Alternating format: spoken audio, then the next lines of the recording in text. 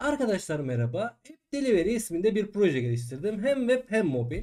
Mobilde Flutter kullandım. Webde ise Next.js kullandım. Backend olarak da Node.js kullandım. Bununla ilgili detayları takip etmek isterseniz web siteme geldikten sonra bu resme tıkladıktan sonra burada partlarla ilgili detayları burada direkt bulabilirsiniz. Aynı zamanda video ile ilgili tanıtım videosunu da buraya yükleyeceğim. Aynı şekilde tanıtım videosunu burada inceleyebilirsiniz. Kısaca bu projeden bahsetmem gerekirse bir kullanıcı girişi, yani bir müşteri girişi, bir paket servisçi girişi, bir de restoran girişi var. Bunları kullanarak bir uygulama geliştirmeye çalıştım. Sonlarına doğru birazcık sıkıldığım için o yüzden dolayı birazcık hızlı geçmiş olabilirim. Bazı yerlerde kodları vermiş olabilirim. Şu an burada tabii ki web sitemde tam olarak gözükmüyor ama buraya aynı zamanda kullandığımız dosyalarla ilgili linkleri vesaire de bırakacağım. Bu tarz içerikler hoşunuza gidiyorsa kanalıma abone olabilirsiniz. Aşağı tarafa bir yorum bırakırsanız sevinirim. Eğer hazırsanız şimdi projemizi geliştirmeye başlayalım. Dediğim gibi tanıtımla ilgili video burada olacak ya da kanalımdaki videolara bakarak tanıtımla ilgili videoyu bulabilirsin. Evet, şimdi projemizi oluşturmaya başlayalım. Öncelikle backend'imizi oluşturacağız. Bunun için Node.js kullanacağız ama bazı araçlara ihtiyacımız var.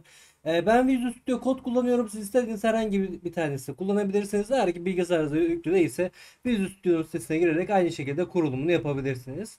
Onun dışında Git 5 kullanacağız. Neden Git 5 kullanacağız? Normalde CMD ekranında aslında ihtiyaçlarımızı karşılıyor. Ama bazı şeyleri Node.js'de daha detaylı görebilmek için bunu kullanmanızı öneririm. Ben de bunun üzerinden yaparak devam edeceğim.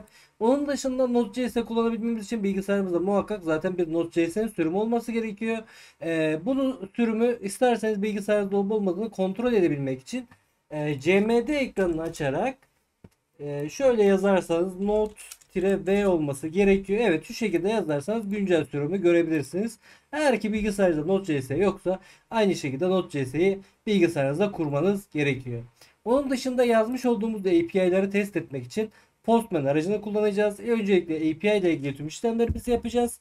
Bunları test edebilmek için de Postman kullanacağız. Postman'la testlerimizi yaptıktan sonra da mobil uygulamamızı ve o daha sonra da web sitemizi oluşturarak devam edeceğiz. Şimdi bu üçünü direkt zaten aynı şekilde direkt kurabilirsiniz. Yani her ay next ileri e, çok da farklı bir şey yok. Ama MySQL kurmamız gerekiyor aynı zamanda. Bunun kurulumunu ayrıca anlatacağım ama öncelikle nerede indireceğiz bundan bahsedeyim. Öncelikle MySQL'in sitesine geldiğimiz zaman Downloads bölümünde burada aşağı doğru geldiğiniz zaman tekrar bakalım. Evet, şuraya tıkladığınız zaman burada MySQL Installer for Windows diye bir seçenek olduğunu görüyoruz. Burada megabaytı yüksek olanı indiriyoruz. Bununla birlikte kendi bilgisayarımıza bir MySQL Server indirmiş oluyoruz ve bunun üzerinden kurulumunu zaten anlatacağım. Siz bu 300 megabaytlık veya sizde belki değişmiş olabilir. Bu dosyayı aynı şekilde indirmenizi isteyeceğim. Bunu indirdikten sonra zaten kurulum aşamalarını zaten daha sonra birlikte yapacağız. Ama öncelikle projemizi oluşturalım. Bunun için ben dediğim gibi Git 5 kullanacağımı söyledim. O yüzden dolayı ben de zaten kurulu hemen bir tane Git 5 sayfası açacağım ve şöyle getireceğim. Evet. Evet, şöyle getirdim. Şimdi ben bilgisayarımın D'sinde çalışmak istiyorum. Bu yüzden dolayı cd d diyeceğim. Daha sonra cd GitHub diye bir klasörüm var. Bunun içine gireceğim. Ve daha sonra bir tane dosya oluşturacağım buraya. Diyelim ki mk'dır. Ee, Delivery app diyelim. İsmi bu olsun. cd delivery app diyelim ve bu klasörün içine girelim. Şimdi ben bu kısımda tekrar yeniden bir tane daha klasör oluşturacağım. Neden oluşturuyorum? Çünkü ben bu delivery app klasörün içinde hem Next.js projemi barındıracağım, hem Node.js projemi barındıracağım, hem de Flutter projemi barındıracağım. Üçünü tek bir dosyada toplayabilmek için şu an bu şekilde bir isim verdim. Tekrar yeniden geliyorum buraya. Diyelim ki mk'dır. Daha sonra işte diyelim ki server diyelim ismine. Daha sonra cd server diyeceğim. Şimdi gelelim projemizi oluşturmaya. Projemizi oluşturmak için yapmamız gereken şey npm init yazmak. Bunu şeyde yazdığınız zaman şu an karşınıza gelen seçenekler gelmeyebilir. O yüzden dolayı zaten git 5 kullanıyoruz. npm init dedim ve karşıma birkaç tane soru gelecek ve bunları teker teker dolduracağız. Diyor ki ismi ne olsun projenin diyor. Server olsun. Server klasörü zaten boşuna oluşturmadım. Hiçbir şey yazmayacağım. Enter yapacağım. Versiyon bilgisi olarak ne girmek istersin diyor. 1.0 ile başlayalım. Bir açıklama istersen girebilirsin diyor. Hemen ben buraya diyeceğim ki Flutter Next.js App Delivery değil.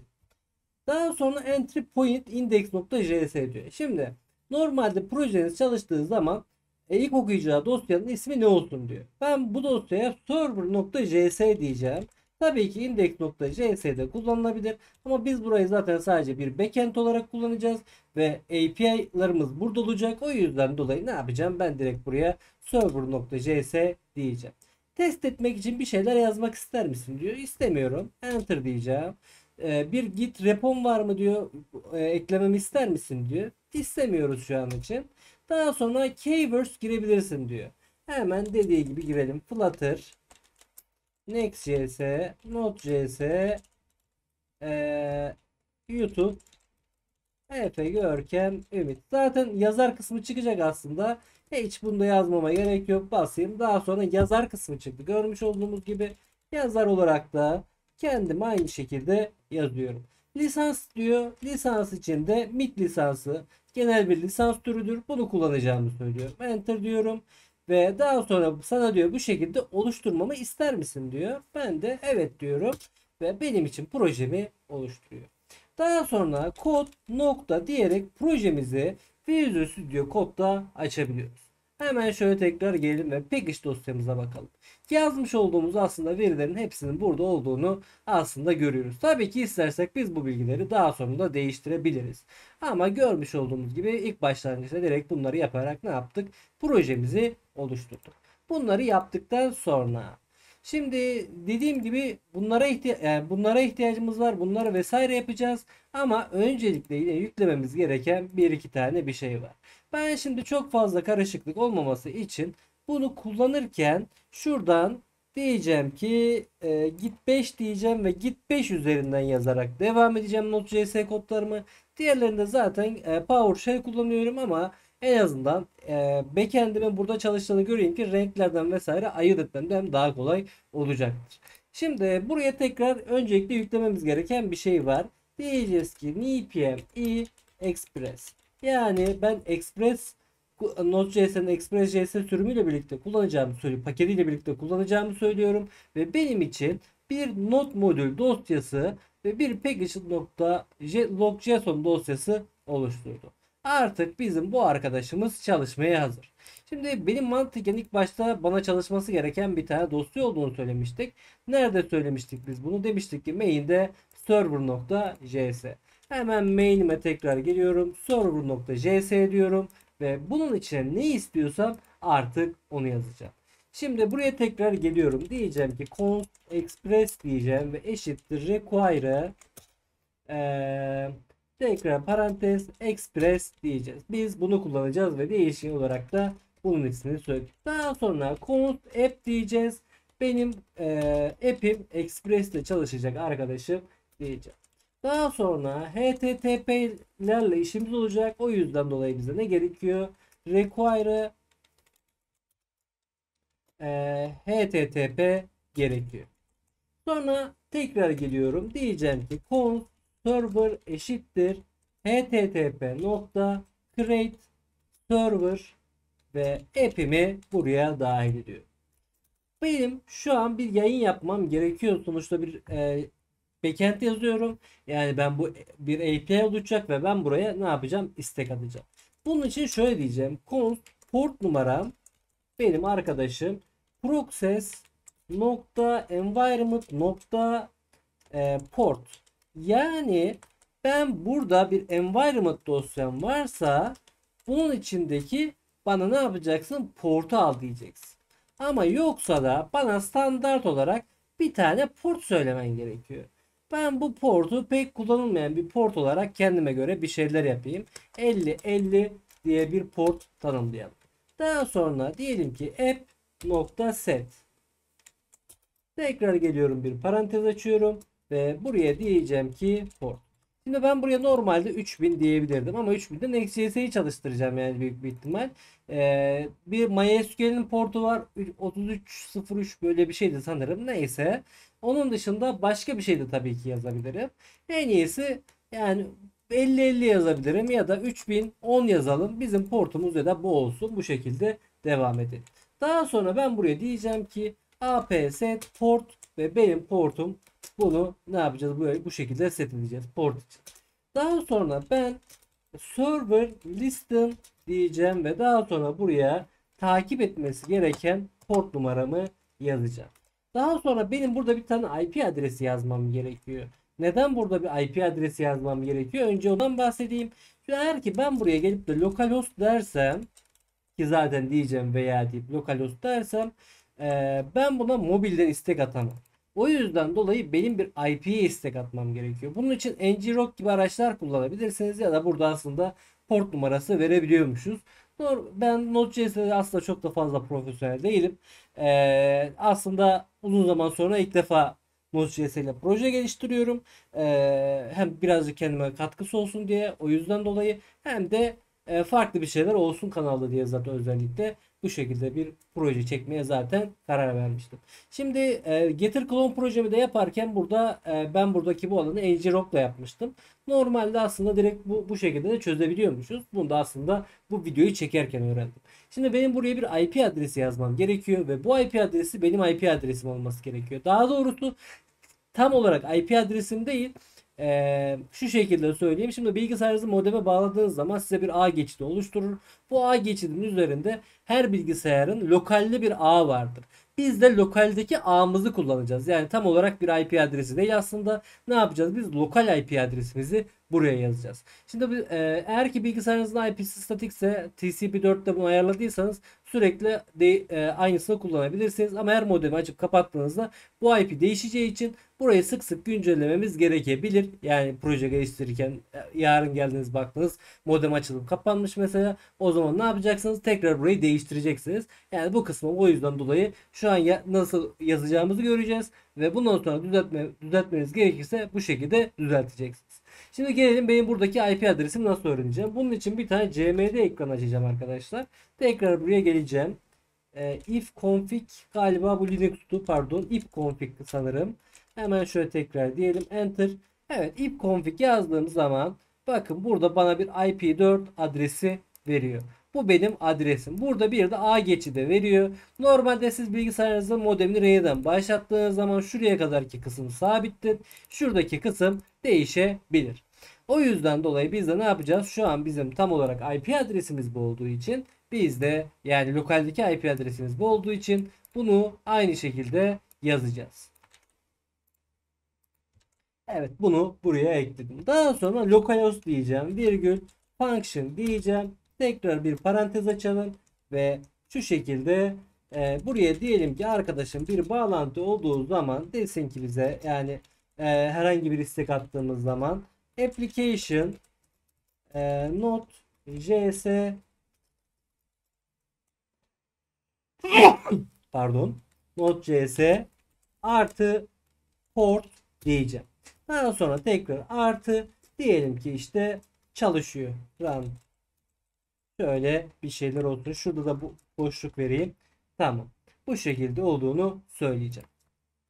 Şimdi tabii ki eklememiz gereken buraya bir sürü şey var. Bu sadece zaten başlangıç ayarımız. Hemen buraya tekrar geleceğim. Diyeceğim ki ben şu an server klasörünün içindeyim. Burada node server.js dersem bu arkadaş görmüş olduğumuz gibi çalışıyor. Diyor ki application node.js 3010 portunda bir yayın yapıyor diyor. Ben Postman'le birlikte artık istek atacağım yer tam olarak neresi? 192.168.8, daha sonra 2.3010 ya da localhost 2.3010'a istek atacağım.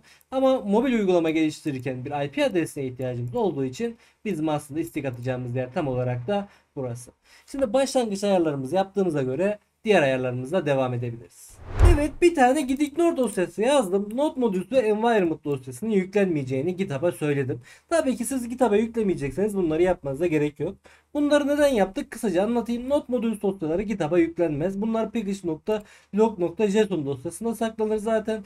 Projeyi yeniden kurmak istediğiniz zaman işte npm install diyerek mesela bunun içindeki paketleri direkt zaten Node modül dosyasına oluşturabiliyorsunuz. Yüklenmemesinin sebebi bazen çok fazla büyük megabaytta olmaları, bazen yüklerken bunun içindeki yüklenen bazı paketler GitHub'a yüklerken hata verdirebilir. O yüzden dolayı Node modül dosyası zaten GitHub'a yüklenmez.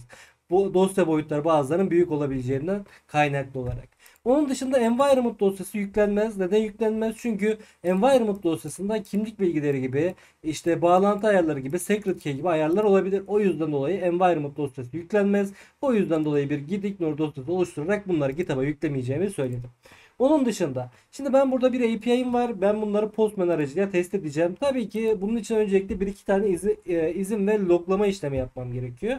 Loglamadan kastım, şimdi biz normalde buraya projemizi başlattık. Okey. Şimdi ben buraya bir istek attığım zaman eğer ki cevap olumsuzsa terminal ekranında da olumsuz bir cevap olduğunu, olumluysa da olumlu bir cevap olduğunu söylemesi gerekiyor. Ve aynı zamanda benim bu API'mi dışarı açmam gerekiyor. Yani demek istediğim olay şu ki, tam olarak mesela ben bir istek attım. Ee, Farklı bir IP'den ya da işte Flutter'dan istek attım, Next.js'den istek attım. Benim API'min buna response'lere ve request'lere izin vermesi gerektiğini söylemem gerekiyor. Bunun için hemen projemi durduruyorum. Öncelikle izinler için npm install course yükleyeceğim. Ve daha sonra bir de loglama için de npm install Morgan yükleyeceğimi söylüyorum. Daha sonra bu arkadaşları gelip burada tanımlamam gerekiyor. Hemen const logger eşittir require, evet, daha sonra burada Morgan'ı söylüyoruz. Daha sonra tekrar course diyelim eşittir. Yeniden aynı şekilde require ve burada da course'u söyleyelim. Bunları söyledikten sonra biz normalde işlemi ne yapıyoruz? Burada bu port numarasıyla söylüyoruz ve söyledikten sonra çalışıyor aslında. Yani burada çalıştırma işlemini yapıyoruz. Bizim öncesinde bu loglama ile ilgili buraya gelip bir şeyler yazmamız gerekiyor. Diyeceğiz ki app.use, daha sonra logger parantez içinde ve burada development modunda çalışması gerektiğini söylüyoruz. Daha sonra app use express.json tekrar parantez ve tekrar app.use tekrar express .url encode parantez süslü parantez ve buraya genişletilebileceğini söylemem gerekiyor. Ve bunu da bu şekilde yazıyorum. URL'lerimi enkod ediyorum ve bunların genişletilebileceğini söylüyorum. Daha sonra dediğimiz gibi bizim bu uygulamamıza bir izin vermemiz gerekiyor. Bunun için de course'u kullanıyoruz ve buraya bu şekilde yazıyoruz. Daha sonra powered by, yani yazar bilgisi, Node.js bilgisi gibi bilgilerin paylaşılmasını istemeyiz. O yüzden dolayı ne yapıyoruz? Gelip buraya aynı şekilde söylüyoruz. Bunları söyledikten sonra başka neye ihtiyacımız var? Şimdi hemen burada bir tane kendimize şey yazalım. App.get ve diyelim ki yolumuz bu olsun.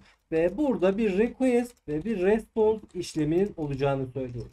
Daha sonra tekrar parantez ve burada diyelim ki response send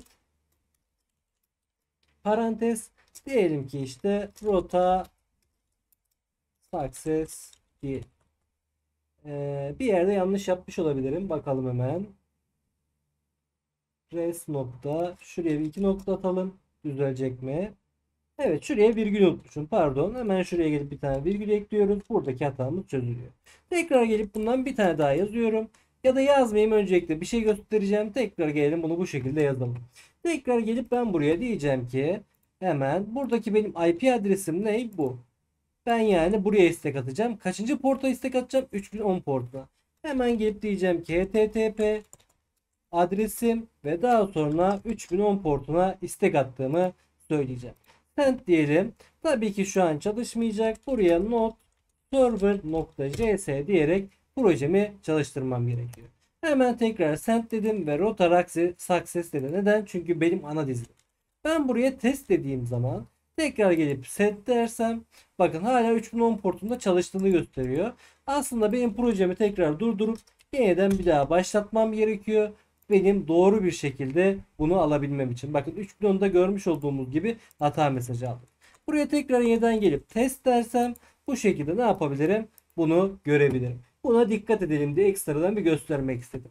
Onun dışında ben ana sayfa olarak kalsın burası istiyorum ve bunun altına şunu yazmak istiyorum. Diyeceğim ki arkadaşım eğer ki bak burada 404 success gibi şeyler söyledi.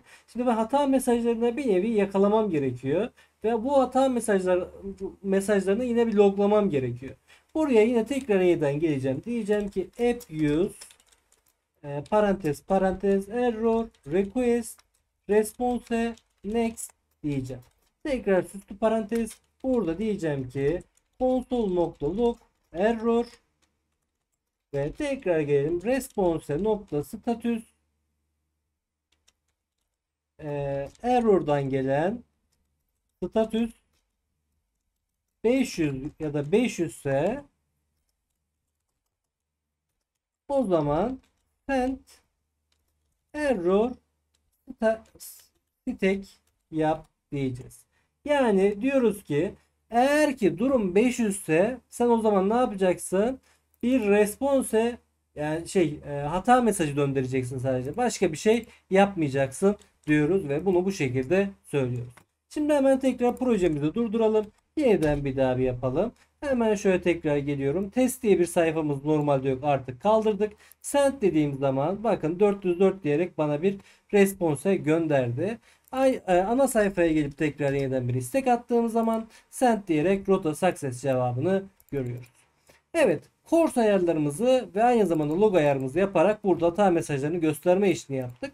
Eğer ki logger'ı yazmamış olsaydık burada hata mesajlarını göremezdik. Bu dosyalar aynı zamanda eğer ki yazdırmak isterseniz Wiston diye bir tane, Wiston muydu? Öyle bir tane bir paket var. O pakette aynı zamanda yazdırma işleminde yani bir dosya yazdırma işleminde yapabiliyoruz. Paketin ismi şu olması gerekiyor. npm install Winston sigara markası olan aynısından yazarak ne yapıyoruz? Bunu kullanıyoruz. Reklam değildir bu arada. Evet. Şimdi artık veri tabanı ayarlarımızı yaparak devam edebiliriz. Evet, daha önce indirmiş olduğumuz bu 300 MB'lık dosyanın kurulumunu yaparak devam edelim. Bunun için burada görmüş olduğumuz gibi programı çalıştırdığımız zaman 4 tane seçenek çıkıyor. Bunlardan custom olanı seçiyoruz. Daha sonra next diyoruz ve daha sonra burada SQL Server'dan şöyle bakalım.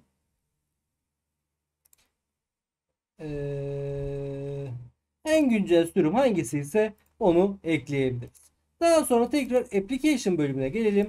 Buradan tekrar gelip yine aynı şekilde en güncel sürümü burada ekleyebiliriz. Bizim bir de shell'e ihtiyacımız olacak. Burada da yine en güncel sürümü aynı şekilde buradan seçebilirim. Bunların seçimlerini yaptıktan sonra next diyerek hemen paketim kurulumlarına devam ediyorum. Diyor ki nereye kuracağım ben diyor. Tamam, buraya kursun, herhangi bir değişiklik yapmayacağım. Next diyeceğim. İstiyor musun diyor. Evet diyorum ve bana burada kurulum işlemini başlatacak. Öncelikle execute diyorum ve teker teker hepsini kuruyor. Kurduktan sonra videoyu yeniden başlatacağım ve diğer işlemlerle devam edeceğiz.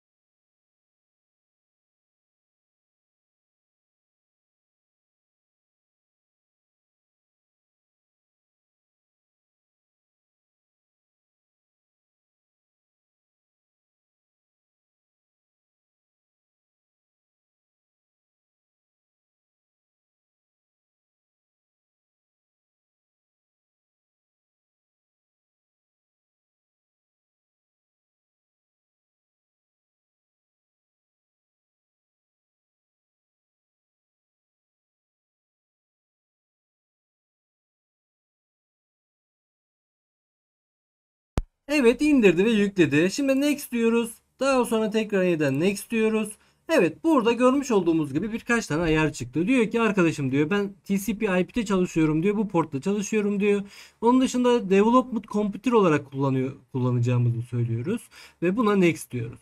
Daha sonra burada iki tane seçenek çıkıyor. Biz tavsiye edilen seçenekle yine aynı şekilde devam ediyoruz. Daha sonra diyor ki MySQL root password diyor. Buraya bir tane password girmemiz gerekiyor. Bu password bilgilerini daha sonra veri tabanı bağlantı ayarlarımızda kullanacağız. O yüzden buraya ne yazdığınız oldukça önemli. Ben buraya kolay bir şey yazacağım. Deneme 1.2 diyelim. Deneme 1.2 diyeceğim ve next diyerek devam edeceğim. Daha sonra kullanacağınız sürüm bu vesaire diyor. Standart diyor. Sistem account vesaire tüm hepsi yüklensin diyor. Evet yüklensin diyeceğim. Daha sonra tüm kullanıcılara vesaire yüklensin mi diyor. Evet yüklensin diyeceğim. Bunları yapması gerektiğini söylüyor. Execute diyorum ve bunları teker teker benim için uyguluyor. Bu da birazcık zaman alabilir. Evet, bu da hemen hızlı bir şekilde bitti. Finish diyorum. Daha sonra next diyorum. Tekrar diyor ki başlatmak için diyor ya başlatabilirim istiyorsan diyor Shell'le bu arkadaşı diyor. Ben de tamam başlat diyorum ve finish diyorum. Bana şu şekilde bir tane Shell ekranı açtı ve bir de bu arkadaşı açtı. Şu an için Shell'le herhangi bir işimiz yok ama ihtiyacımız olabilir. O yüzden dolayı Shell'i şimdilik kapatalım. Daha sonra buraya gelmiş olduğumuzda bir tane bizim için bir lokal oluşturduğunu görüyoruz. Buraya girdiğimiz zaman bizden bir parola istiyor. Bizim kullanıcı adımız neymiş? Root'muş ve portumuz vesaire buymuş. Daha sonra deneme 1.2 diyorum ve bana hatırlasın bu parolamı istiyorum. OK diyerek veri tabanıma bağlantı işlemini yapmış oluyorum. Yani kendime bir server yaratmış, database server yaratmış oluyorum lokalimde. Şimdi artık burada kendimize veri tabanları oluşturacağız ve oluşturduğumuz veri tabanlarını aynı şekilde buraya bağlayarak devam edelim. Evet, şimdi veri tabanı işlemlerimize devam edelim. Bunun için burada hemen şemalar bölümüne gelip yeni bir tane şema oluşturacağım ve şemamın ismi de app delivery diyelim. Daha sonra apply diyorum ve bana aslında yazmam gereken kodu söylüyor. Tabii ki biz burada new query açarak direkt bunu yazarak da aslında yapabiliriz. Apply diyorum ve işlemin başarılı bir şekilde oluştu.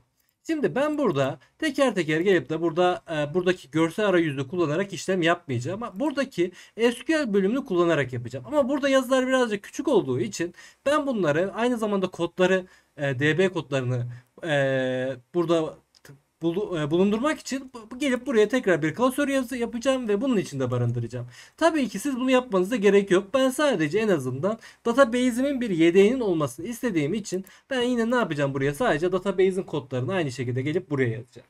Buraya db diye bir tane klasör oluşturayım ve bu db'nin içine tekrar db SQL diyerek bir tane bu şekilde bir kod yapacağım.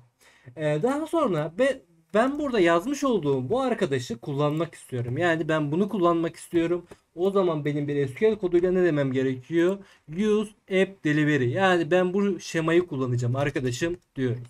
Daha sonra benim kullanıcılarım için bir tabloya ihtiyacım var. Bu tabloyu hemen şöyle direkt kopyala yapıştır yapacağım ve üzerinden yine aynı şekilde anlatacağım. Diyeceğim ki arkadaşım benim user diye bir tablom olacak. ID'si otomatik olarak artacak ve ID'si otomatik olarak arttığı için ne olacak bu aslında eşsiz bir anahtar primary key olacak. Aynı zamanda e-mail bölümü de unique, yani sadece ve sadece eğer ki daha önce bu e-mail kaydı girilmişse o zaman ne yapacak? Bize hata verecek. O yüzden dolayı eşsiz bir e-mail adresi istediğimizi söyleyeceğiz. Aynı şekilde eşsiz bir telefon numarası da istediğimi söyleyeceğim. Burada name ve last name, isim ve soy isim. Notification token ise kullanıcılardan bildirim almak, göndermek için kullanacağımız bir token. Bunu daha sonra kullanacağız. Şimdilik sadece oluşturdum. Daha sonra image bölümü kullanıcının resmi, parolası, oluşturulma tarihi, güncelleme tarihi. Bu iki tarihi zaten hemen hemen hepsinde olacak. Yani hepsine ekleyeceğiz bunları. Yine tekrar söylemeyeceğim. Sadece bunlar ne için? Dediğimiz gibi ekleme tarihi, yani oluşturulma tarihi ve güncelleme tarihi şeklinde olacak. Daha sonra kullanıcımın benim rolleri olacak. Bunlar işte restoran mı, paket servisçi mi, onun dışında müşteri mi? Bunlar için bir tane rol tabanlı bir rol oluşturmam gerekiyor ve bu rollerle birlikte daha sonra bunların ilişkilerini yapmam gerekiyor. Hemen buraya geldim ve dedim ki arkadaşım dedim roller adında bir tane table'ım olacak. Burada bir tane ID'm olacak, yine otomatik artış. ve name'i olacak, yine unique olacak, yani rolün bir ismi olsun ama unique bir ismi olsun. Daha sonra bu roller için belki tasarımda birazcık daha güzelleştirmek için bir resim ekleme kullanabiliriz. O yüzden dolayı şimdilik bir resim alanı eklemiş olayım. Daha sonra rota, yani gideceği sayfa, yol, bunu söyleyeceğiz. Ve bunların bu arkadaşın kesinlikle null olmadığını söyleyeceğiz ki neden? Çünkü kullanıcının gideceği sayfayı söylemek zorundayız. Daha yine aynı şekilde tarihlerimizi buraya yazıyoruz. Şimdi ben bunları yazdıktan sonra yine kendim aynı şekilde 3 tane kayıt ekleyeceğim bu rollere. Bunlar neler? Dedik ki restoran. Restoran için gideceği yol tam olarak bu. Rotamız bu. Daha sonra aynı şekilde bu. Tarihleri ChatGPT yazdığı için düzgün yazmamış olabilir. Problem değil. Bu şekilde kalsın. Daha sonra e, şeyler için neydi? Silent için, yani müşteriler için, paket servisi için, restoran için yollarımız bu şekilde olacak. Bunları yazdık. Daha sonra benim ne yapmam gerekiyor? Bunların bir ilişkisini kurmam gerekiyor. Kimle kimin ilişkisini kuracağım? Kullanıcının rolleriyle olan ilişkisini kurmam gerekiyor. Bunun için şöyle yeniden bir tane table yazacağım. Ve diyeceğim ki bu table'da ID user'ın ID'si. Daha sonra ID rol. Buradaki ID'si bu. Bunun ikisini alacağız ve burada bakın eşleştirmelerini zaten yaptık. Diyeceğiz ki arkadaşım bu kullanıcı, işte örnek olarak söylüyorum, A kullanıcısı, bunun ID'si işte örnek olarak söylüyorum bir restoranmış. B kullanıcısı rolü 2'ymiş. Kim? Paket servis. Bu işte 3, aynı şekilde ne yapacağız? Bunları eşleştirerek bunları rol işlemlerini bu şekilde halledeceğiz. Daha sonra bizim ürünlerimizin bir kategorisi olması gerekiyor. Bu yüzden dolayı categories diye bir tane daha tablo oluşturacağım. İçinde name ve description olacak ve diğer alanlar zaten aynı. Daha sonra benim product'larım olması gerekiyor.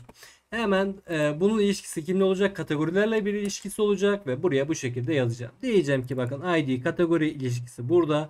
Tabi product'ımın ne olacak? Name olacak, description olacak, fiyat olacak ve 3 tane de resim hakkı olacak.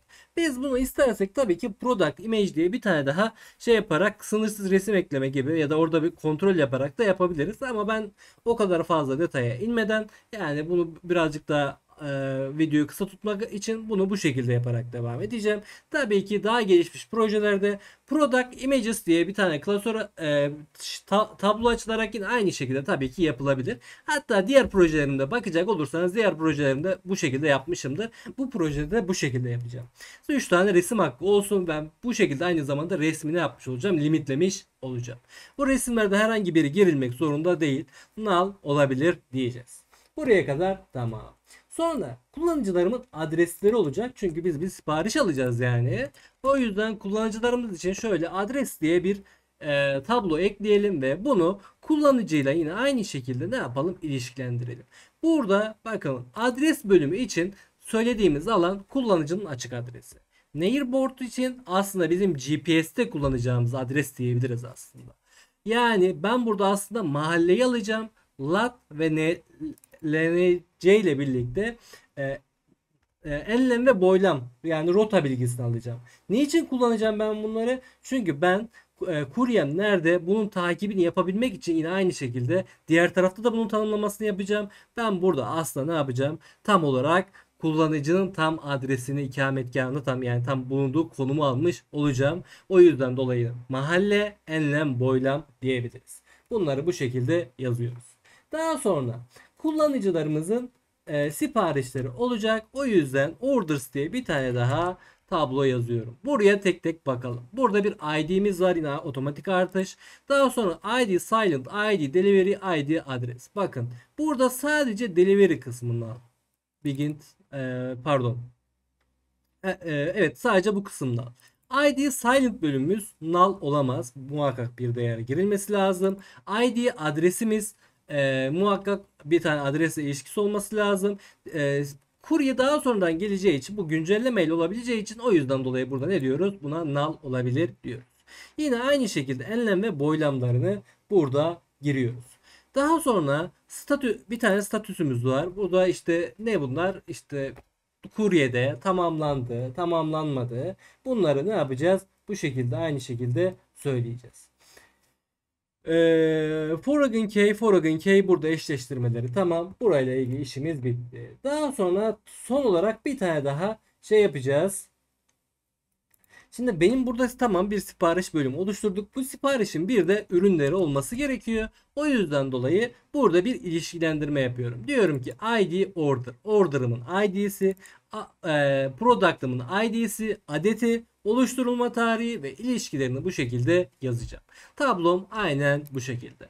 Bunları yazdıktan sonra bunları aynı şekilde geliyorum, kopyalıyorum ve buradaki SQL'imize hemen yapıştırıyoruz. Ve burada execute'a basarak işlemimizi başarılı bir şekilde yapmış oluyoruz. Bakın hepsini teker teker ekledi. Hepsi success.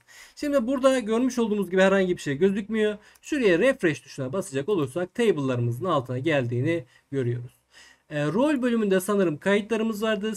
Select row limit bin dersem burada görebilirim. Herhangi bir şey eklemek ya da güncellemek istersem edit veya burada direkt Ctrl S ile yapabiliyorum ama genellikle ben burayı çok fazla kullanmadan genellikle kod yazarak da hallediyorum. O yüzden dolayı çok da fazla burayla aslında işimiz olmayacak ama burada ufak tefek düzenlemeleri, sorgulamaları görmemiz gerekiyor. Bunlarda herhangi birine sağ tıklayıp yine aynı şekilde hangisiydi? Create table değil. Bakalım şöyle alter table, drop table. Evet şuydu sanırım, yok bu değilmiş. Tekrar yeniden bakayım. Table inceptor, bu da değilmiş. Burada bir düzenleme alanımız vardı ama şu an tam bulamadım. Ben genellikle açıkçası kodla yapıyorum. Tabii ki siz de yine aynı şekilde kodla yapabilirsiniz. Bunları bu şekilde kullanacağız. Veri tabanımız hazır olduğuna göre artık bağlama işlemiyle devam edip ve daha sonra API'larımızı yazabiliriz. Evet, şimdi dizinlerimizi oluşturalım ve veri tabanı bağlantı ayarlarımızı yaparak devam edelim. Öncelikle veri tabanı bağlantı ayarlarımızı yapalım. Daha sonra klasörlerimizi oluşturalım. Klasörlerimizi oluşturduktan sonra da bunların içini teker teker yazmaya başlayacağız. Ama onun öncesinde birazcık bunlar hakkında, yapacağımız klasörler hakkında, kullanacağımız şeyler hakkında birazcık konuşmak istiyorum. Öncelikle yapacağımız şeylerden bir tanesi, dediğim gibi, bir tane veri tabanı bağlantı ayarı.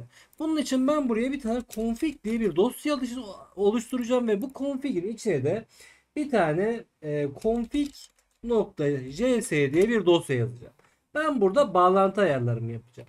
Ben gelip de buraya direkt bağlantı ayarlarımı direkt yazabilirim. Ama bu çok da tavsiye edilen bir yöntem değil. O yüzden dolayı benim bağlantılarım olması gereken yer aslında environment dosyası. Yani ben config.js yazarken bağlantı ayarlarımı direkt localhost, işte şifresi bu, şeyi bu şekilde yazmamam gerekiyor. Benim bunları yazabilmem için öncelikle bir tane .environment diye bir tane kütüphane yüklemem gerekiyor.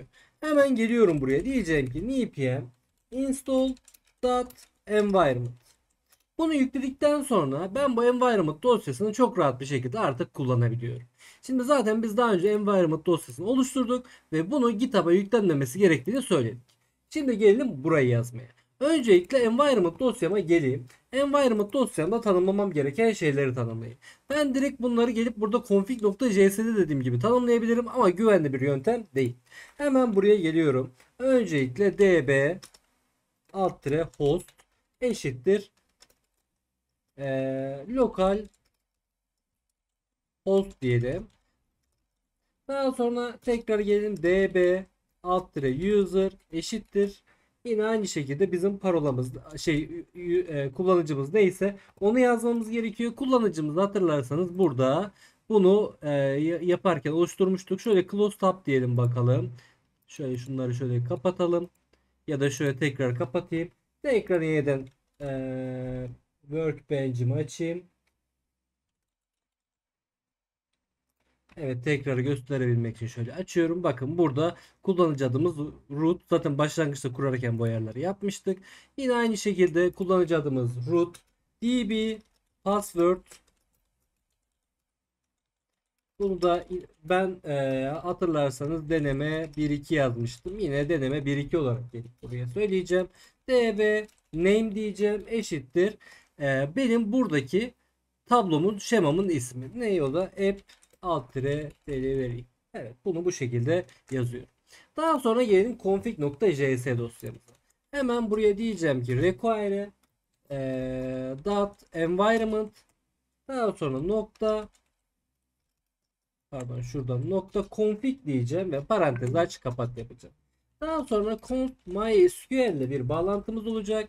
Require'ı yeniden kullanacağız ve diyeceğiz ki MySQL. Tabii ki bizim MySQL'de de yine aynı şekilde yüklememiz gerekiyor. Hemen tekrar npm install MySQL diyorum ve bunun yüklemesini yapıyorum. Bunun yüklemesini yaptıktan sonra tekrar Ctrl Space ile tekrar göstereyim. Bakın MySQL'imiz buraya geldi. Sonra benim bağlantı ayarı yapmam gerekiyor. Bunun için bir tane const db diyeceğim ve diğer taraflarda bağlantımı bu db klasörü üzerinden yapacağım. Tekrar geliyorum. Diyorum ki MySQL create connection parantez parantez ve burada host için bakın diyeceğim ki process nokta environment nokta buradaki environment dosyasına ne yazdıysam o. Dediğim gibi burada direkt bunları tanımlamak güvenli değil. Bu environment dosyasını da saklamak en güvenli yol. User bölümüne tekrar geliyorum. Process.environment tekrar nokta ve buradaki db user bunu ekliyorum. Yine virgül tekrar password var burada. Yine aynı şeyleri burada teker teker yapıyoruz. Evet, bir tane daha database ve buna da yine aynı şekilde buradaki ismini alalım yine. db name.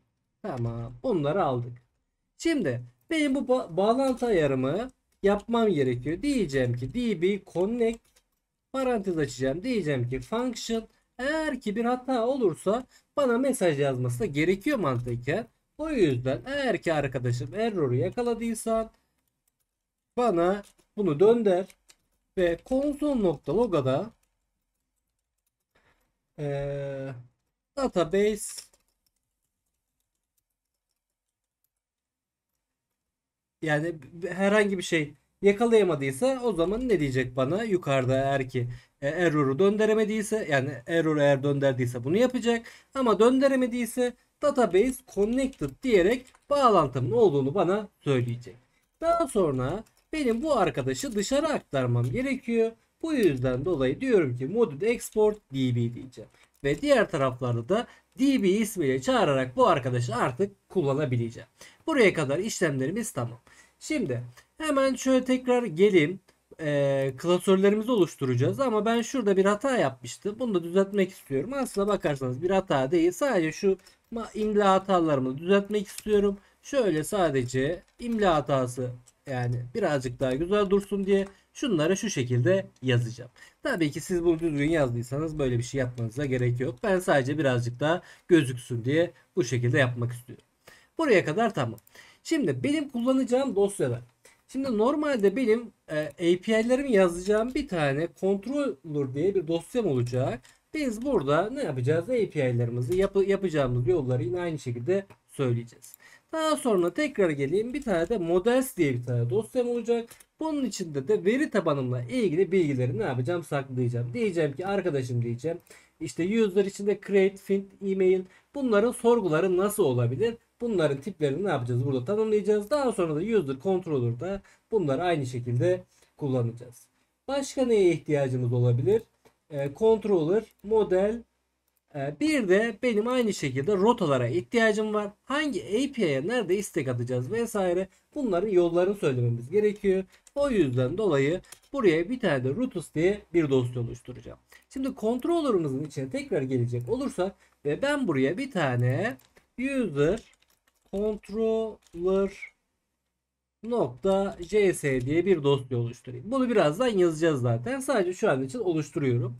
Daha sonra buranın içinde işte product controller, order controller, işte başka kategoride controller, product controller bunları ne yapacağız? Bu şekilde dosyalamış olacağız ve projemiz daha düzenli olacak. Yine aynı şekilde model sayfamızda da olacak şey şu şekilde olacak. User.js. Benim burada user'ımla ilgili modelimle ilgili neler varsa geleceğim burada tanımlayacağım. Bunlar neler işte? Create işlemi, update işlemi, sorgulama işlemi zaten bunları detaylı bir şekilde anlatmaya çalışacağım. Onun dışında başka neyimiz var? Rotalarımız var. Rotalarımız için de şu dosya yapısını kullanalım. Diyelim ki user rota.js. Bunları bu şekilde yazarak daha sonra içlerini dolduracağız. Tabii ki bunlar sadece user için örnek verdim. İlk başta user'la başlayacağız. Daha sonra tabii ki diğerlerini yine aynı şekilde yazacağız.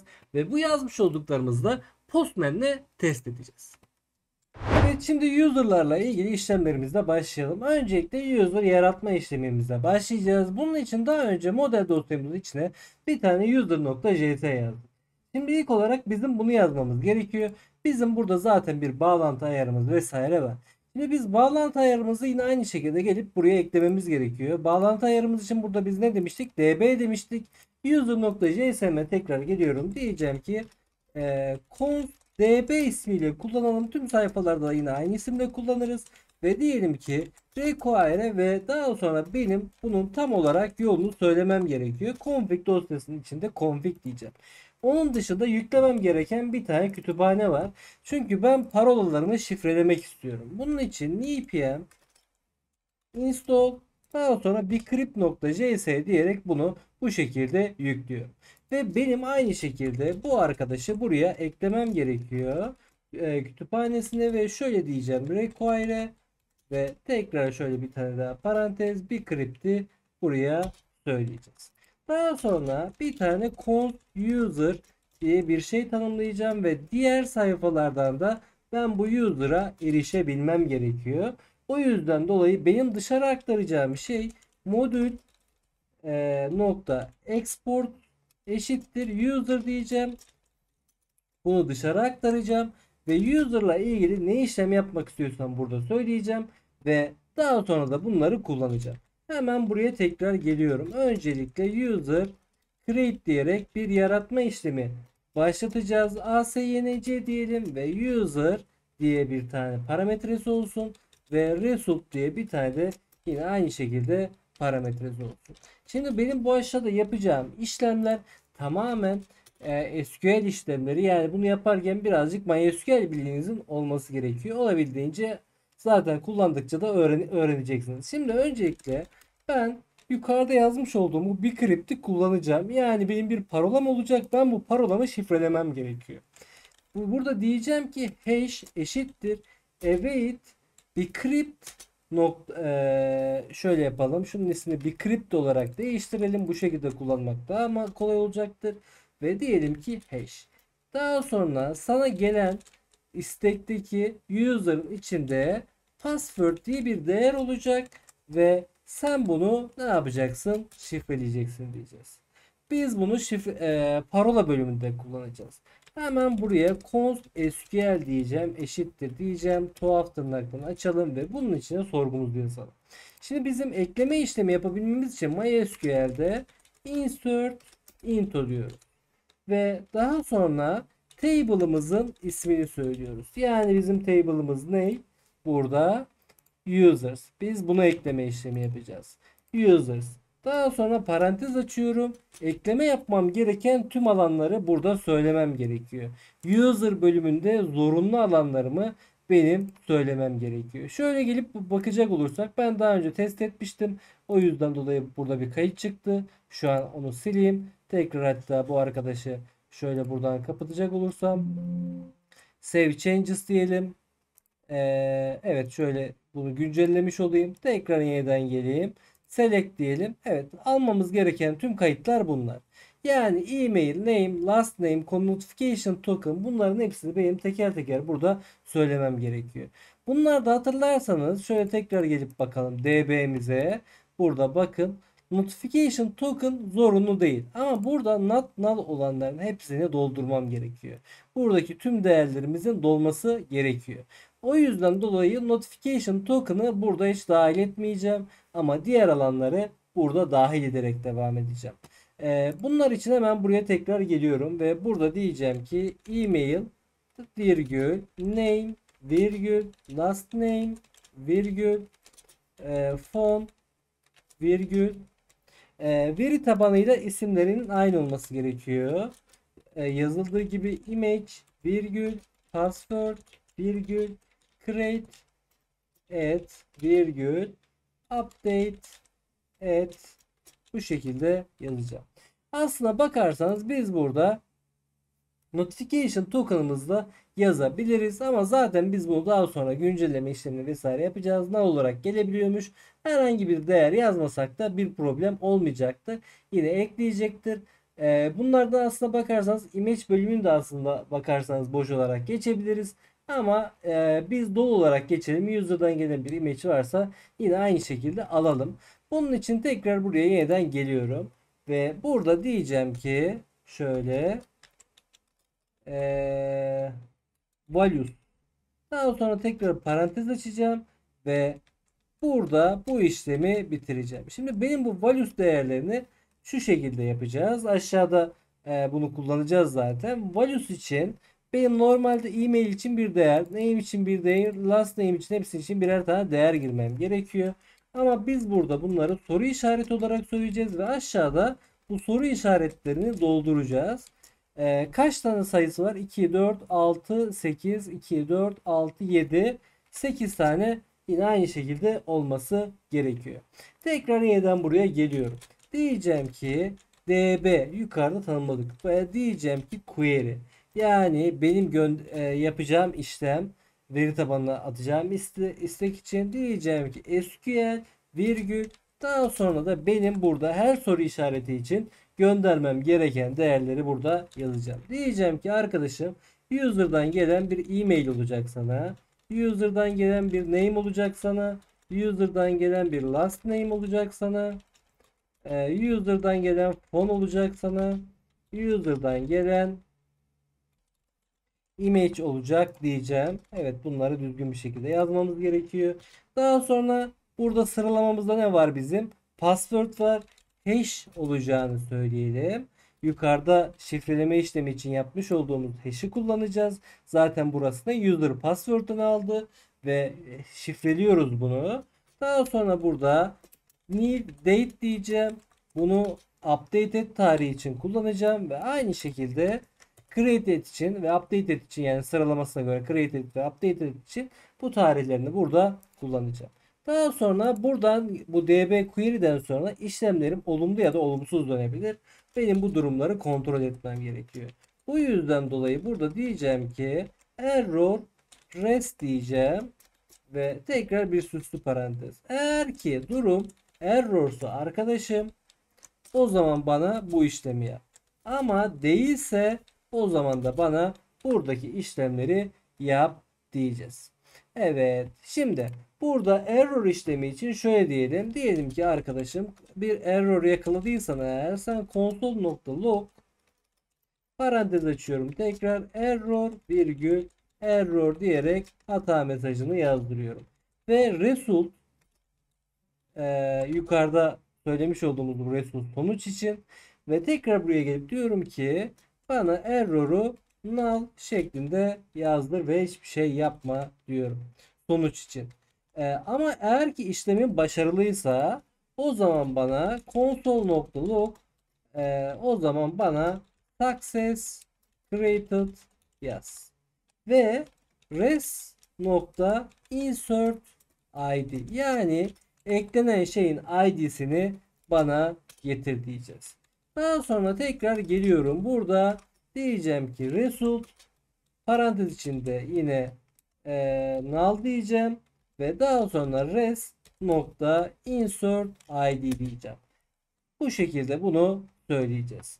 Buraya kadar işlemlerimiz tamam. Bu işlemi yaptıktan sonra benim artık ne yapmam gerekiyor? Controller'ımı yazmam gerekiyor. Bunun için tekrar yeniden geliyorum user controller'ıma ve burada öncelikle benim burada tanımlamış olduğum user'ı burada çağıracağım. Diyeceğim ki const user eşittir require, nereden geliyorsa tam yolunu söylememiz gerekiyor. Models'in içindeki user. Tekrar geliyorum. Burada diyeceğim ki const, hatta şöyle yapalım. Şunu direkt alalım. Şifreleme işlemi kullanacağız mı? Kullanmayacağız büyük bir ihtimal, hatta gerek yok. Biz buraya tekrar kullanmamız gerekirse ekleriz. Yine tekrar geliyorum. Diyorum ki modül export. Bunun içindekileri dışarı aktaracağız ki daha sonra rotalar bölümümüzde vesaire kullanabilelim. Şimdi ben bunun içinde birden fazla modül yazacağım. İlk modülümüzün ismi register modülü olsun. Ve bu register modelini daha sonra root'ta tanımlayarak kullanacağız. Diyelim ki reg virgül rest diyeceğim. Yani bir request ve response için bunu söyleyeceğim. Ve içinde yapmak istediğim işlemleri burada söyleyeceğim. Diyeceğim ki const user eşittir request'ten gelen body'den user adında bir şey geliyor mu arkadaşım? Geliyorsa sen bunu user değişkenine ata diyorum. Daha sonra yukarıda tanımlamış olduğumuz user create parantez ve benim response eden gelen user'ım error virgül data şeklinde bana getir diyoruz. Yani error ya da data şeklinde alacağız. Eğer ki durum errorsa arkadaşım o zaman bana ne yapacaksın? Return response nokta status 501 ekleme işlemi yapıyoruz. Sonuçta eğer ki eklemede bir hata olduysa 501 hatası verecektir. JSON diyorum. Tekrar geliyorum buraya. Diyorum ki success false. Yani success mesajımız yok bizim. Ama mesaj bölümüne de diyeceğiz ki something went wrong diyeceğim. Ve hata mesajında yine aynı şekilde buraya yazdırayım ki geliştirme aşamasında bir hatam olduğu zaman görebileyim. Tekrar gelelim ve bunu bu şekilde yazalım. Tekrar yeniden buraya geliyorum. Eğer ki yukarıdaki işlemlerde herhangi bir sorun yoksa o zaman bana başarılı bir işlem olduğunu söylemen gerekiyor. Ekleme işlemlerinde 201 kodu kullanılır. HTTP kodu kullanılır. Biz de o yüzden 201 diyeceğiz. Tekrar yeniden buraya geliyorum. Success'ine bu sefer true diyoruz. Mesajına user created desin virgül datasına da data desin. User bölümüne de yukarıdan gelen user'ı yazdırabiliriz. Bunların şöyle noktalı virgüllerini ekleyelim. Buraya da virgül ekleyelim. Daha sonra biz buraya register gibi bir sürü ne yapacağız? Modül yazacağız. Buraya kadar işlemlerimiz tamam. Onun dışında biz server.json dosyamıza yine aynı şekilde ne yapacağız? Bunu ekleyeceğiz. Ama bunun öncesinde bizim tabii ki bir rota yazmamız gerekiyor. Tekrar rota klasörümü, rota dosyamı açıyorum. Ve bu rota dosyamda diyeceğim ki buradaki controller'ımı buraya eklemem gerekiyor. Const user controller eşittir require tekrar diyorum ki nokta nokta controllers user controller ve burada şöyle söyleyeceğim. Tekrar geliyorum. Bunu da yine benim aynı şekilde dışarı aktarmam gerekiyor. İçinde şimdilik bir tane app olsun. Ve daha sonra diyeceğim ki bu app ile birlikte erişeceğiz. Eğer ki app postsa post işlemi yapacağız çünkü ekleme işlemi için. Bu, şöyle bir yol oluşturalım buna. API users create diyelim. Virgül user controller nokta register'ı bana ne yapacaksın? Çalıştıracaksın diyeceğiz. Bizim tam olarak yolumuz ne olacak? Bu olacak. Tabii ki bizim bunu server.js dosyasına tanımlamamız gerekiyor. Server.js'ye tanımlarken benim burada artık tanımlamam gereken şey sadece use router. Zaten tüm birleştirme işlemini burada yaptık. Burada normalde geldik modelimizi tanıttık. Modelimizi geldik controller'da kullandık. Kontrolümüzü burada geldik router'da da kullandık. Server.js'de de bunu tanımlayacağız. Bunları neden böyle parça parça yaptık? Çünkü modelimizle ilgili daha sonra ekleyeceğimiz şeyler olacak. Yani yeni sorgular ekleyeceğiz. Controller'ımızla ilgili yine aynı şekilde yeni controller'lar yazacağız ve birden fazla rotamız olacak ve rotalarımızı buraya alt alta dizeceğiz. Buraya tekrar geliyorum. Yeni bir kütüphane eklemem gerekiyor. Şöyle yapacağım ben. Belli olması için şuradan bir tane daha yine aynı şekilde yapayım. Burası yeni bir kütüphane yeri sonuçta. Yukarıdakiler gibi olacak. Yani const user rotaları eşittir require tekrar geliyorum. Benim yolumu söyleyeceğim. Diyeceğim ki pardon bu değil. Rota user rota diyeceğim. Daha sonra bu user rotayı da aynı şekilde kullanmam gerekiyor. Bunu kullanırken şuranın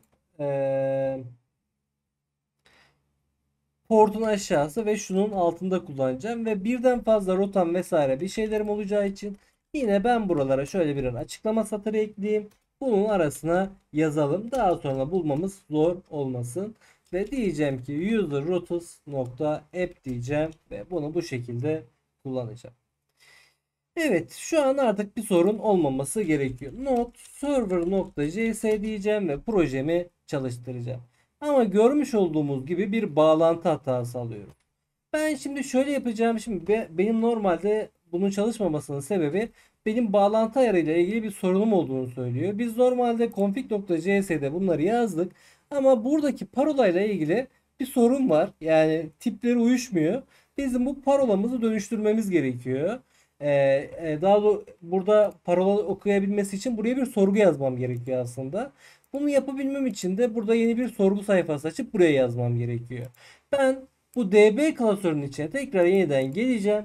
Bir tane dosya oluşturacağım. Tabii ki siz bunu yapmanız gerekmiyor. Ben kodların daha büyük bir ekranda gözükebilmesi için ve daha sonra bunları paylaşabilmek için o yüzden dolayı DB klasörünün içine ekleyeceğim.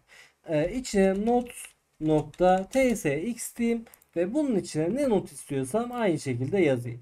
Şimdi benim yazacağım kod şöyle db password course diye bir şey yazayım buraya ve buraya şunu aynı şekilde ekleyeyim. Daha sonra bir tane create user için bir tane şöyle bir kayıt ekleyeceğim. Bunları yine aynı şekilde kullanacağız. Şimdi ben hemen geliyorum. Bunu aynı şekilde geldim. Buraya yapıştırdım. Daha sonra tekrar geliyorum. Bunu execute diyorum ve bunu çalıştırdım. Bunu çalıştırdıktan sonra tekrar gelip buraya node server.js dersem projemin başarılı bir şekilde çalıştığını ve database'e başarılı bir şekilde bağlanmış olduğumu görüyorum. Şimdi artık Postman ile birlikte bunu test edebiliriz. Benim tam olarak yolum ne? Bu. Yani benim yolum normalde 3010'du. Yanına gelip bunu yazıyorum. Daha sonra raw bölümüne buraya yazmış olduğum bu notu yazıyorum. Yani email, name, last name, JSON formatında bu şekilde bir veri hazırladım. Aynı şekilde ne yapıyorum? JSON formatında bu verimi buraya yazıyorum. Ve daha sonra send diyerek buraya bir istek atıyorum. Tabii ki get isteği attığım için problem oldu. Benim normalde atmam gereken istek ne? Post isteği. Send diyorum ve tekrar gelip yeniden bakıyorum. Ne dedi bana? Şu an bir hata olduğunu söyledi. Şuradan şöyle tekrar gelip bakalım. Diyor ki arkadaşım diyor sen diyor bir yerde diyor insert into diyor bir line'da diyor hata yapmışsın diyor. Biz hatamızı burada bir yerde yapmışız demek ki. Hemen şöyle bir bakalım. Bir virgül atlamış olabilirim. Soru işareti atlamış olabilirim. Insert yazmışım. Bakın yanlış yazmışım. Burası insert olacak. Yapıyorum bazen böyle şeyler. Tekrar gelip düzelttim. Tekrar projemi durdurayım. Yeniden çalıştırayım. Send diyelim tekrar. Yeniden bakacağım. Başka bir yerde daha mı hata yapmışım? Insert into users email name bir sıkıntı olmaması gerekiyor. Evet, insert into users. Bakalım email, name, last name, telefon, image, password 2, 4, 6, 8, 2, 4, 6, 8. Evet, şurada bakalım hatamın tam yerini söyleyecek mi bana? Evet, bakın şu kolumla ilgili bir sıkıntı var diyor. Ben demek ki bunun ismini yanlış yazmışım. Hemen tekrar gelelim DB SQL'imize. Evet, arada bir D harfi varmış. Onu bulamadığını söylüyor. Bunu hemen tekrar gelip aynı şekilde düzeltiyorum. Bunun ismi yanlış mı? Bakın bunun ismini de yanlış yazmışım. Bunu da yine aynı şekilde gelip düzeltiyorum. Tekrar projemi geldim durdurdum. Yeniden yazacağım. Tekrar hemen şöyle yeniden gelip istek atıyorum. Post isteği send dedim ve user created dedi ve işlemimiz başarılı bir şekilde oldu. Hemen tekrar geliyorum buraya. User bölümüne select row dedim ve kaydımın buraya artık geldiğini görüyorum. Tekrar yeniden bir istek attığım zaman otomatik olarak bana ne diyecek? Arkadaşım bu kayıt var diyecek. Send diyorum ve dedi ki bana something went wrong dedi ve bana hata mesajını söyledi. Duplicate entry. Yani bu kayıttan arkadaşım var dedi. Hemen yeni bir kayıt yapalım. 1 2 3 diyelim ve telefon numarası da unique olması gerekiyordu. O yüzden dolayı buna da bir şey yazıyorum ve tekrar send diyorum. Ve işlemimizin başarılı bir şekilde olduğunu görüyoruz. Tekrar yeniden buraya gelip select row dersem buraya ikinci kaydımın da yine aynı şekilde gelmiş olduğunu görüyoruz. Evet, ekleme işlemimiz başarılı. Şimdi artık diğer işlemlerimizi yaparak devam edebiliriz. Evet, şimdi register işlemimizi yaptığımıza göre artık login işlemini yaparak devam edebiliriz. Şimdi biz register işlemini yaparken normalde ne yaptık? Burada bir parolayı bu şekilde şifreledik ve user password'ümüzü bu şekilde aldık. Şimdi login işleminde ne yapacağız? Bunun tam olarak tersini yapacağız. Onun dışında kullanıcı giriş yaptıktan sonra bir token, yani şifreli bir veri göndermesi gerekiyor. Bu ne demek? Google'a jvt.io yazarsanız karşınıza şöyle bir web sitesi çıkacaktır. Bu web sitesine girdiğinizde örnek olarak bir tane karşınıza çıkacaktır. Mesela bunun karşılığı bu demekmiş. Biz de ne yapacağız? Verilerimizi aynı bu şekilde şifrelememiz gerekiyor. Bunun için kurmamız gereken bir tane paket var. Onun dışında bir tane de secret key'e ihtiyacımız var. Biz secret key'lerimizi kesinlikle başka kullanıcılarla paylaşmıyoruz. Eğer ki başka kullanıcılarla paylaşırsanız bu bir güvenlik açığına sebep olur. O yüzden dolayı biz bunu ne yapacağız yine? Environment dosyasında jvt secret olarak tutacağız. Şimdi ben görmüş olduğunuz gibi şu şekilde bir tane yazı yazmışım. Oldukça karışık. Peki ben bu yazıyı nasıl oluşturdum? Şimdi birazcık ondan bahsedeyim. Şimdi normalde günümüz teknolojisinde daha doğrusu önceden de vardı tabii ki de internette bir sürü web sitesi var. Bir sürü web sitesinden bu şekilde size key üretmesi isteyebilirsiniz. Ya da artık günümüz teknolojisinde yapay zeka kullandığımız en büyük araçlardan bir tanesi. O yüzden dolayı bu secret key'i de aynı şekilde ne yapabilirsiniz? ChatGPT'ye oluşturabilirsiniz. Peki ChatGPT'ye ne diyeceğiz? Ben bunun için not dosyasına tekrar geleceğim. Bir tane prompt yapıştıracağım. Ve bu promptun üzerinden size anlatacağım. Siz de aynı şekilde zaten bu dosyayı size vereceğim için siz de aynı şekilde bu promptu yapıştırarak kullanabilirsiniz. Ben dedim ki 10 tane bana JSON Web Token oluştur dedim. Tabii ki 10 sayısı birazcık abartı aslında. 1, 2, 3, 4 bir şeyler diyebilirsiniz. Problem değil. Dedim ki arkadaşım bana vereceğin token'da HES 256 algoritm, yani bu bir şifreleme metodu. Base 64, daha sonra işte Base 32, MD5, MD6 gibi bir sürü şifreleme metodu var. Biz de ne yapacağız? En güvenlilerden bir tanesi olduğu için yine hemen hemen biz bunu kullanacağız. Onun dışında use secret key, my secret key olsun ismi gibi bir şey söyledim. Problem değil, bu çok da önemli değil. Ben ChatGPT'ye prompt hazırlaması istedim birazcık. O da bana bu şekilde hazırladı. Ben de sizinle aynı şekilde paylaşıyorum. Bunu aynı zamanda yazdığınız zaman size bu şekilde de veriyor zaten. Onun dışında the payload of the token should include, yani bu payload'ın içinde neler olacak? Bir tane ID olacak diyorum. Bu ID'm de benim number değeri alacak. Burada onu söylemiş. Daha sonra bir name değeri olacak. User 1, user 2 gibi bunları bana şifrelemesi gerekiyor. E-mail bilgisini burada saklamak istiyorum.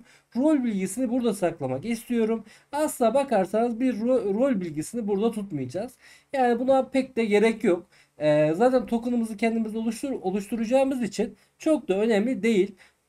Yapacağımız şey, eğer ki yoksa zaten boş olarak gelecektir. O yüzden dolayı problem değil. Ama daha güvenli olabilmesi için tabii ki siz burada yine aynı şekilde bu bilgileri bu şekilde saklayabilirsiniz. Bu şekilde bir bana JVT oluşturmasını istedim ve ChatGPT de bana ne yaptı? Bu şekilde bir tane JVT oluşturdu ve ben de bunu geldim buraya yazdım. Şimdi ben bunu her seferinde buradan ulaşmam oldukça zor olur. Her seferinde process environment vesaire bir şeyler demem gerekiyor. Birazcık zor olacağı için ben bunu ne yapacağım? Bir modüle çevireceğim ve istediğim zaman istediğim bir yerden çekeceğim. Bunun için config dosyasına tekrar gelelim. Bir tane key nokta js diyelim ve bunun içine yazalım. Şimdi config dosyamıza gelecek olursak şu şekilde şu kütüphaneye ihtiyacımız var. Onun dışında bir tane const secret key diyelim. Yani ben arkadaşım artık ne yapacağım? Bu isimle erişeceğim. Process nokta environment nokta buradaki ismi neyse ne yapıyoruz? Yine aynı şekilde buraya yazıyoruz ve bunu kapatıyoruz. Daha sonra config dosyamıza bakarsanız bakın bu şekilde dışarı aktarmışız. Burada da yine aynı şekilde ne yapıyorum? Dışarı aktarıyorum bu key'ime. Artık secret key'ime her yerden erişebilirim. Bu ayarımız tamam. Onun dışında başka neye ihtiyacımız var? Şimdi biz normalde ne dedik burada? Database'imi açayım şöyle üzerinden göstereyim. Biz dedik ki create table user has role. Yani benim kullanıcılarımın bir tane şey olması gerekiyor. Giriş yaptıktan sonra rol bilgisinin olması gerekiyor ve bu rolün de burada ekli olması gerekiyor. Yani kullanıcım benim restoran mı, müşteri mi, paketçi mi? Bunun bilgisini de aynı şekilde eklemem gerekiyor. Bu yüzden dolayı da Ben şu şekilde tekrar yine bir veri hazırladım. Şöyle göstereceğim. Şeyin üzerinden öncelikle bakın. Şöyle user has tokens 3 2 1. Bunlar rolleri. Bunlar da ID user'larım. Şu şekilde kayıtlarım var.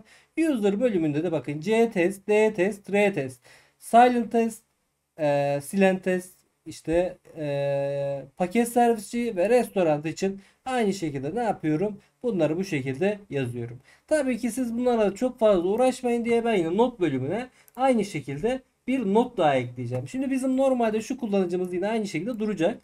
Ben bu kullanıcıyı bilerek eklemedim. Çünkü bunu da aynı zamanda bu kullanıcıyı da tekrar buraya bilerek eklemedim. Çünkü bu kullanıcı da burada dursun yine aynı şekilde. Ben eğer ki kullanıcının herhangi bir şeyi yoksa ne gibi hatalar alırız bunları da görelim. Ona göre çözümler üretelim diye. O yüzden dolayı bunu da buradan silmedim. Bunun herhangi bir rolü yok. Bunun da aynı zamanda bir rolü yok. Ama bunların rolleri var. Şimdi gelelim bunlarla ilgili işlemlerimizi yapmaya. Tabii ki öncelikle şuraya yapıştırmam gereken şeyleri yapıştırayım. Öncelikle test edebilmemiz için yine aynı şekilde şöyle bir tane login user yazacağım. Tabii ki deneme 1-2 bu şekilde kullanacağız. Daha sonra bu birincisi zaten bir de create içinde şunları kullanmamız gerekiyor. Şunları şöyle aynı şekilde yazayım. Şöyle şuraya tekrar geleyim. Şu yukarıda buraya diyelim ki test login diyelim. Daha sonra şuraya da tekrar geleyim. Evet, şöyle. Buraya da tekrar gelelim ve buraya da diyelim ki create user diyelim. Bu şekilde kayıtlarınızı aynı şekilde oluşturabilirsiniz. Yani ne yapacaksınız? Aynı şekilde geleceksiniz buraya ve create bölümünde bunları teker teker yapıştırıp aynı şekilde kayıtlarınızı da oluşturacaksınız. Oluşturduktan sonra insert app şu şekilde app delivery use has rules bu şekilde bunları eklemeniz gerekiyor. Bunları nereye ekleyeceksiniz? Tabii ki tekrar geleceksiniz buraya bir tane sorgu açacaksınız burada. Bunu buraya yapıştırıp aynı şekilde eklemesini yapacaksınız. Tabii ki burada dikkat etmeniz gereken husus ne? Buradaki ID'ler. Bu ID'leri ne yapmanız gerekiyor? Aynı şekilde düzeltmeniz gerekiyor.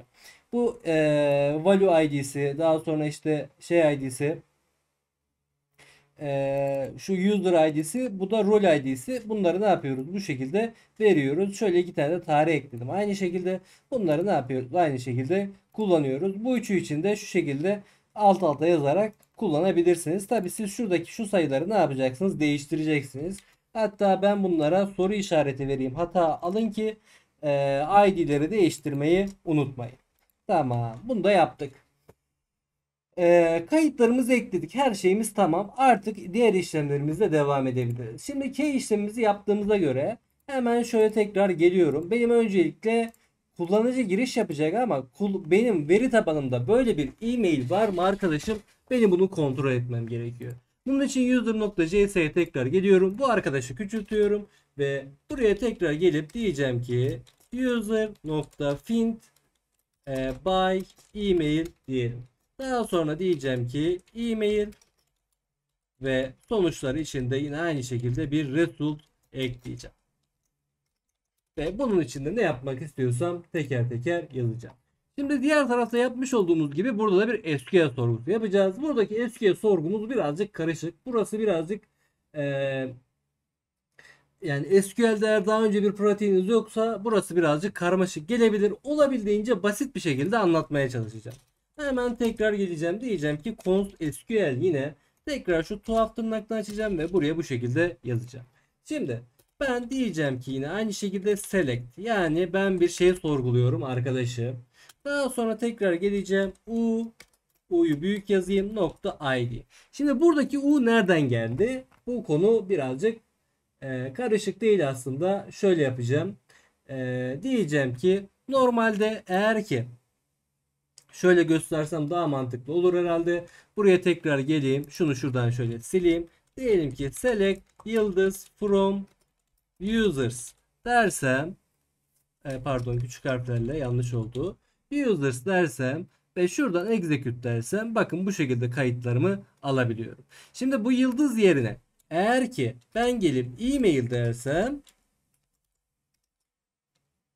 sadece e-mail ile ilgili kayıtlarım gelir bakın.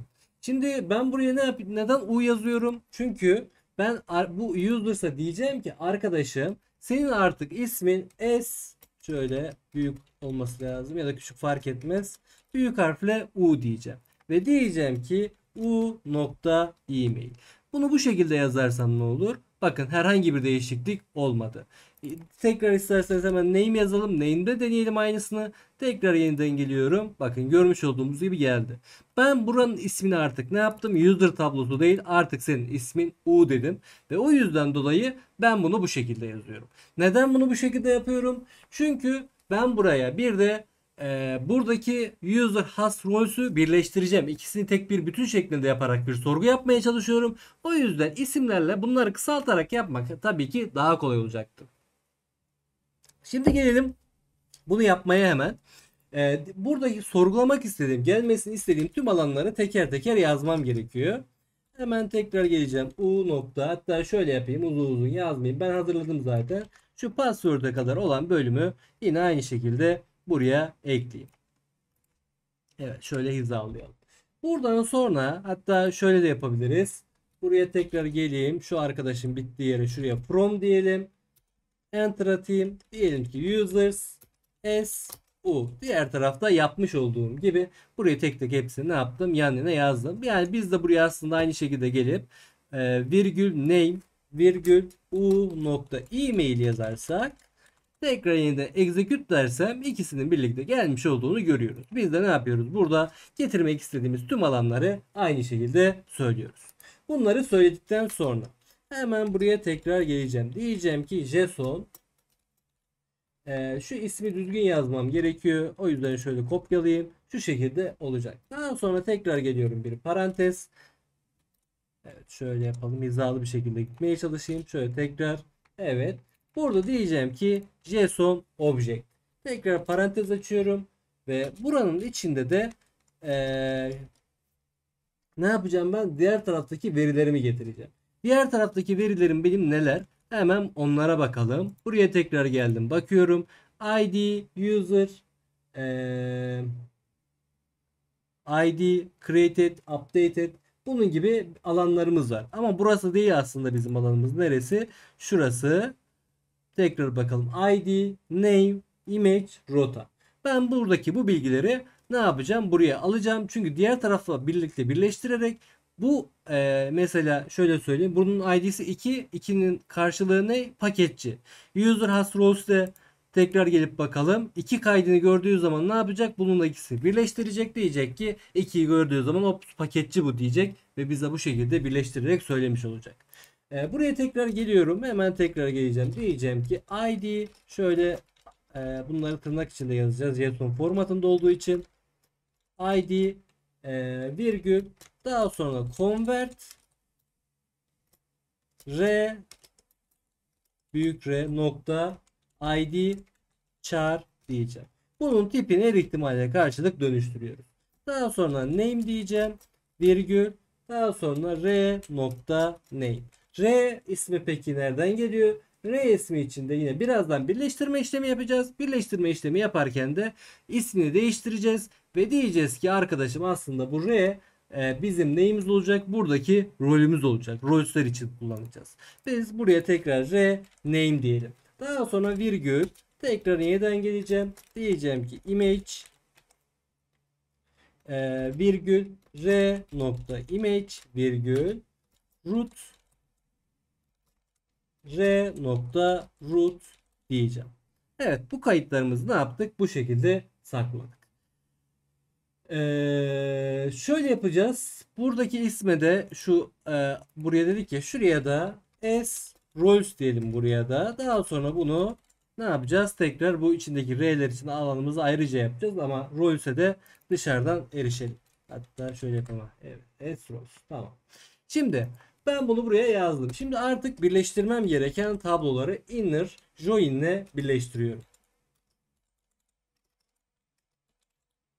Evet, diyeceğim ki şöyle, şu arkadaşın ismi, evet alamadık, şöyle bir şey, evet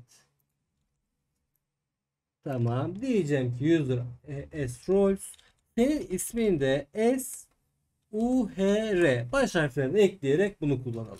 Daha sonra tekrar geleceğim buraya 10 diyeceğim. Ve diyeceğim ki burada tekrar yeniden bir sorgu yapıyorum aslında. UHR ID user eşitse U'daki user'ın ID'sine. Ne yapacaksın sen bana? Burada bir filtreleme işlemi yapacaksın. User'ın ID'sindeki ID user'la karşılaştıracaksın. Sadece ona karşılık olan verileri bana getireceksin diyorum. Sonra tekrar geliyorum. Yeniden bir inner join. Ve rolls'larımız için ne demiştik yukarıda? R demiştik. Buraya tekrar geliyorum. R diyorum. Tekrar yeniden buraya bir 10 diyorum. Yeniden yukarıda olduğu gibi bir sorgu daha yapalım. Diyelim ki bu sefer UHR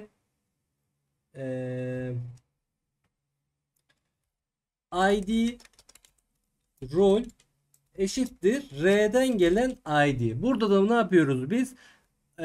Yine verileri sadeleştiriyoruz ki yani diyoruz ki arkadaşım bunun eğer ki paket servisinin ID'si 2 idi. Eğer ki değeri 2 ise bana ne yapsın? 2 paket servisçiyi getirsin. Diğer kayıtları bana getirmesin, yazmasın diyor. Buraya kadar tamam. Bunu yazdıktan sonra tekrar geliyorum. Word diyeceğim ve eşittir pardon word email eşittir bana sorgudan gelen e-mail. Ve ben buradaki verileri grup kullanmam gerekiyor. Neden grup kullanıyorum? Eğer ki grup kullanmazsam eğer ki yani kayıtlar ikişerle, üçerle, dörderle gelebilir. O yüzden dolayı gruplamak için bir ID yazmam gerekiyor.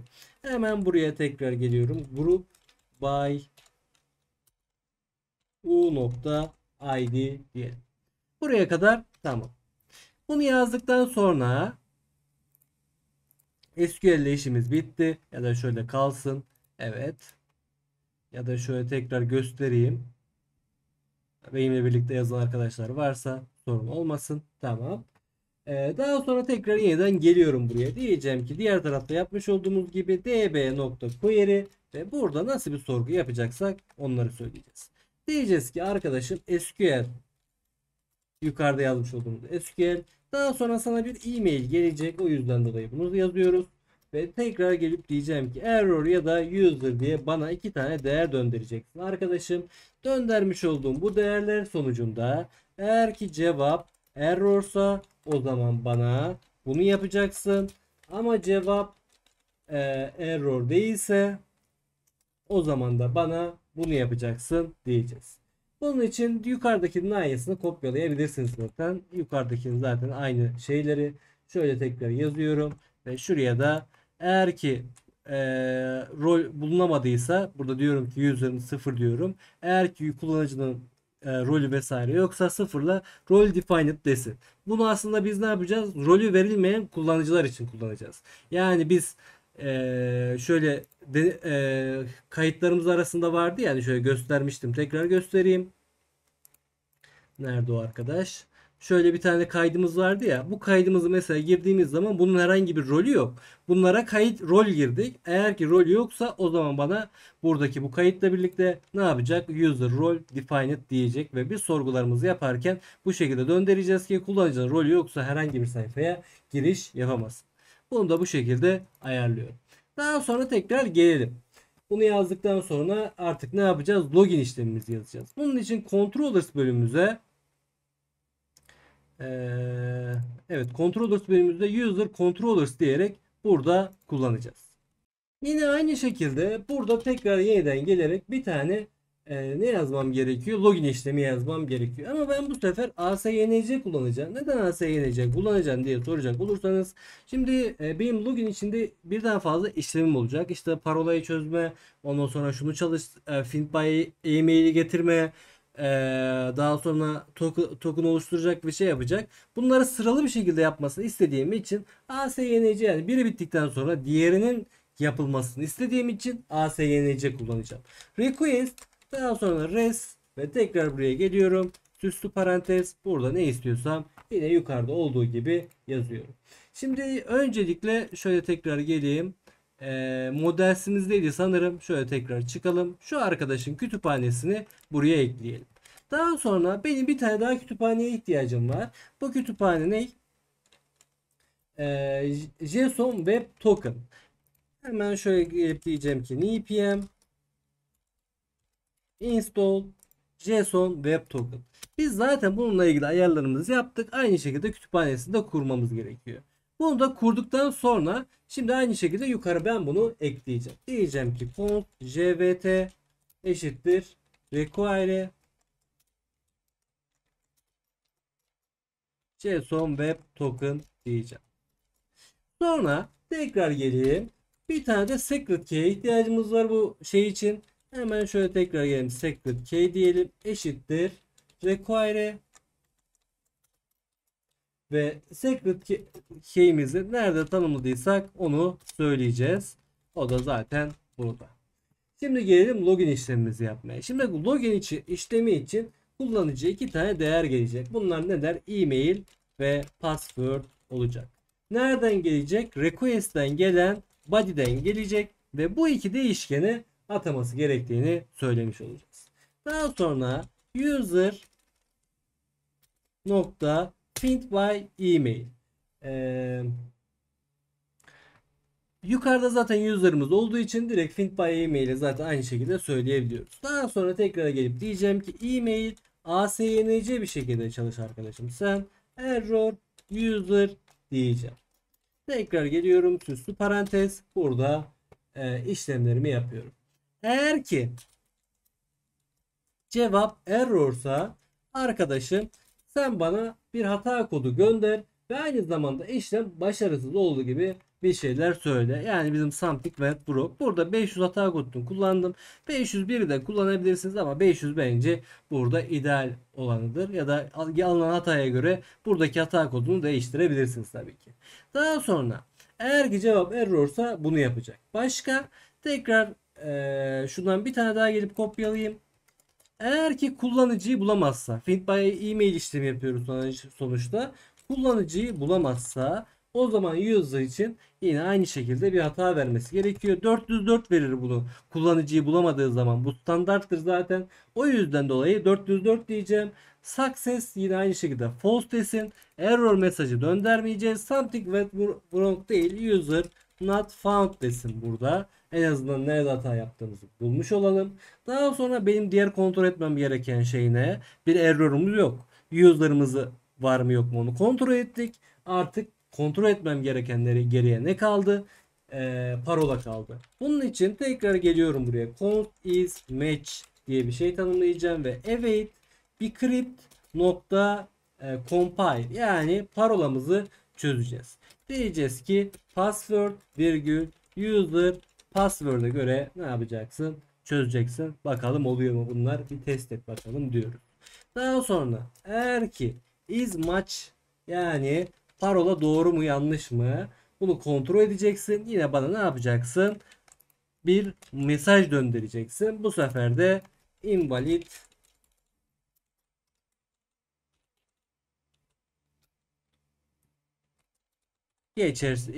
geçersiz oturum tanım bu şekilde yazması gerektiğini söyleyelim. Şimdi yukarıda tüm kontrollerimi yaptığıma göre artık benim geriye ne yapmam gerekiyor? Bir token oluşturarak giriş yapmam gerekiyor. Buraya tekrar geliyorum. Diyeceğim ki const token eşittir jvt.sync JVT ile giriş yapıyoruz. Nasıl? Şöyle tekrar geliyorum. Diyorum ki arkadaşım JVT'yi oluştururken şöyle yapmamız gerekiyor sanırım. Tekrar parantez ID user'dan gelen ID e-mail için e-mail user'dan gelen e-mail. Tabii ki siz bunun yanına birkaç tane daha değer vesaire bir şeyler ekleyebilirsiniz. Birazdan zaten oluşturduktan sonra bunları çözeceğiz, göstereceğim de yani. O yüzden dolayı problem yok. Daha sonra tekrar geliyorum. Yukarıda tanımlamış olduğum secret key'imi de ekliyorum ki ona göre bir şifreleme yapsın. Daha sonra tekrar virgül yeniden bir tane daha süslü parantez açıyorum ve burada şöyle bir özellik var. Bu benim oturumumun süresiyle ilgili. Şimdi biz burada normalde ne dedik? Nerede o şeyimiz, not bölümümüz? Biz burada dedik ki bakın şurada bir yerde olması gerekiyor. Hemen bakalım. User bakın. Each token should Diyor ki minimum 1 saatlik bir oturum olması vesaire. Yani oturumlarını vesaire tutabileceği bir alan oluşturması gerektiğini söylüyor. Şöyle tekrar gelip bakalım. Bakın zaten burada da görmüş olduğunuz gibi bir tane oturumun giriş bilgisiyle ilgili bir veri olduğunu gösteriyor. Yani bu aslında ne, kullanıcının giriş yaptığı tarih gibi bir şey. Bu yüzden biz bir de ekstradan ben buraya yazdım bu şeyde. Bana ekstradan bir tane de EXP gibi XP gibi bir alan oluşturuyor. Yani bunu yazdığım zaman bu XP alanında, yani oturumun varsayılan süresi belli bir süre sonra dışarı atması gerekiyor mantıken. O yüzden dolayı buraya bir hours diyebilirsiniz ama ben bir hours demeyeceğim. Bir gün diyeceğim. Çünkü geliştirme sürecindeyiz. Siz bu tabii ki süreyi duruma göre değiştirebilirsiniz. Test ederken 1 minüte çevirebilirsiniz. 1 saate çevirebilirsiniz. Canlıya aldığınızda ona göre bir değişiklik tabii ki yapabilirsiniz. Buraya kadar tamam. Daha sonra tekrar geliyorum. Bir tane const data diye yeni bir data tanımlayacağım ve eğer ki işlemin başarılı olduğu zaman bana bu datayı göndersin isteyeceğim. Tabii ki ben bu datayı demeden de diğer tarafta yapmış olduğumuz gibi, neredeydi? Register'da yapmış olduğumuz gibi burada teker teker yazabilirim. Ama daha profesyonel olması açısından burada şunu yapmak daha mantıklı olacaktır. Const data diyeceğim ve burada değerlerimi teker teker yazacağım. ID değeri için user'dan gelen ID diyeceğim şu şekilde. Daha sonra name, last name, image, bunları bu şekilde yazacağım. Buranın değeri şey olduğu için, sayı olduğu için sıkıntı yaratabileceği için bu şekilde yazdım. Diğer türlü de deneyebilirsiniz. Eğer bir hata alırsanız yine aynı şekilde bu şekilde yazabilirsiniz. Buraya kadar tamam. Tüm alanlarımı teker teker burada söyledim. Yukarıda token diye bir alan tanımlamıştık. Yine aynı şekilde buraya tekrar geliyorum. Token'ımı token diye eşitliyorum. Roller diye bir bölümümüz var yine aynı şekilde. Bunun içinde diyorum ki roles JSON parse JSON'la çevirsem bunu bana, user'ın rollerini bana buraya getir diyorum. Evet, şu boşlukları silelim. Tamam. Sonra tekrar geleceğim. Burada return res status.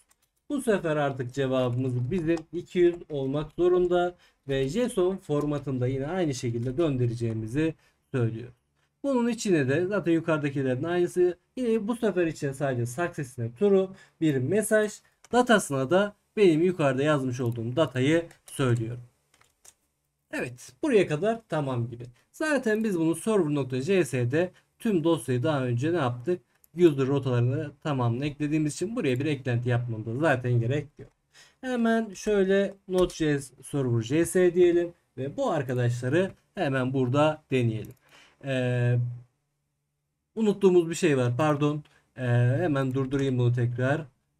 Ekleyeceğimiz diğer bir şey ne kaldı? Tabii ki rotalarımızın olduğu bölüm. Biz buraya bir rota yazmadık. Bundan yine aynı şekilde geliyorum, buraya ekliyorum. Post işlemi olacak yine.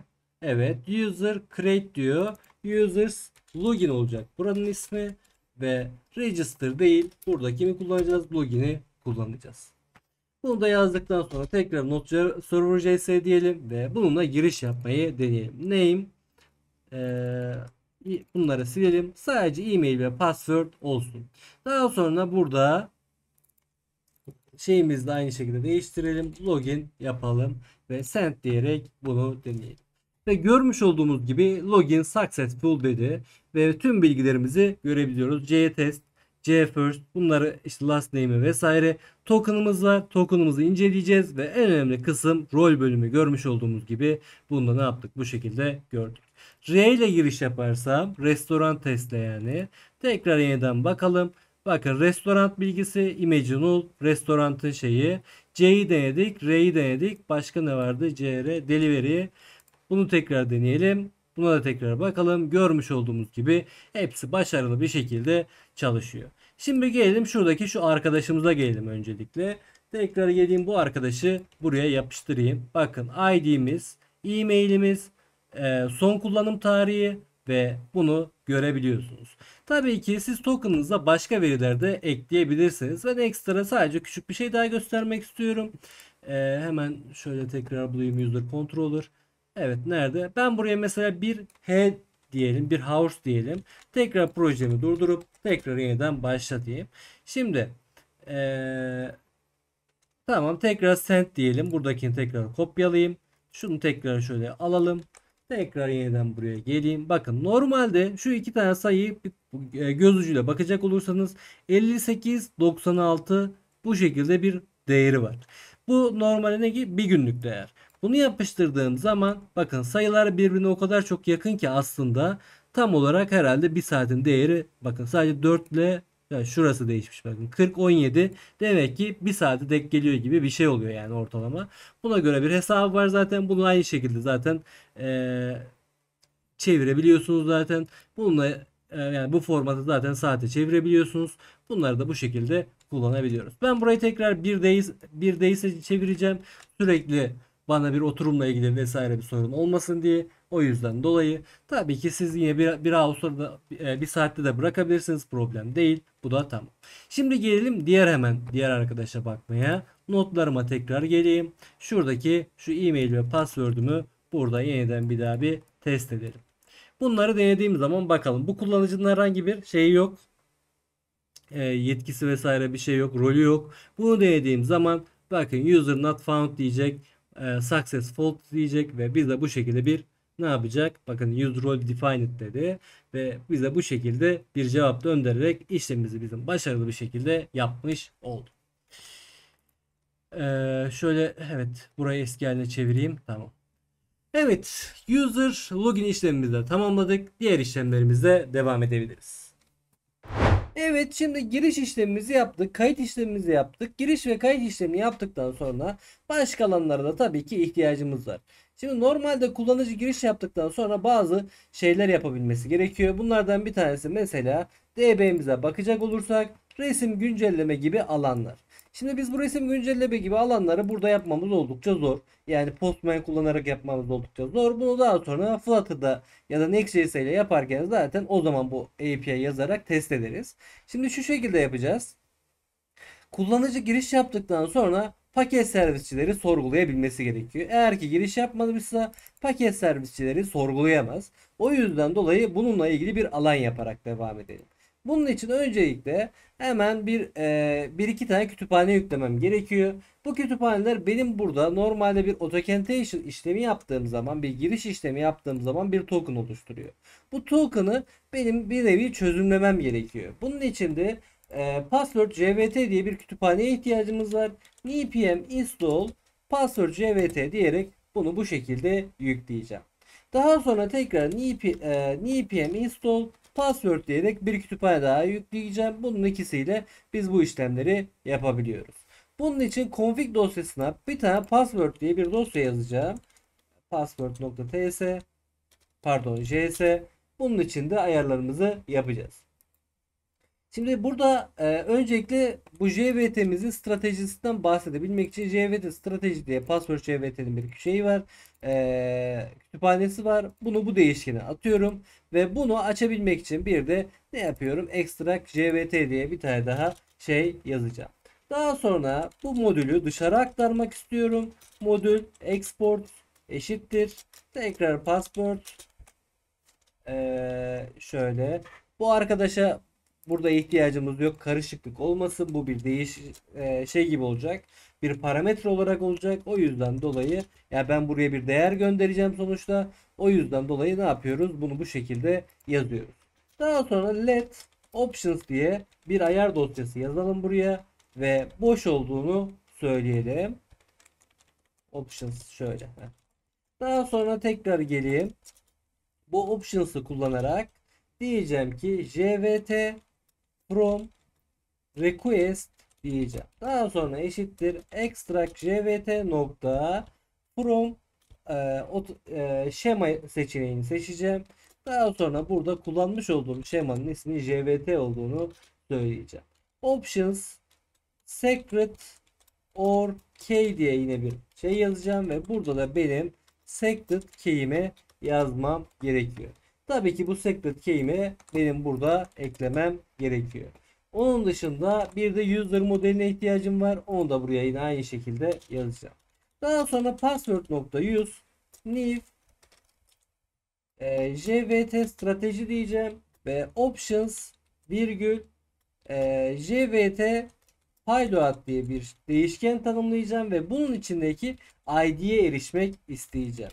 Ve bir de Sonuç olumluysa don diye bir şey yazalım. Tamam.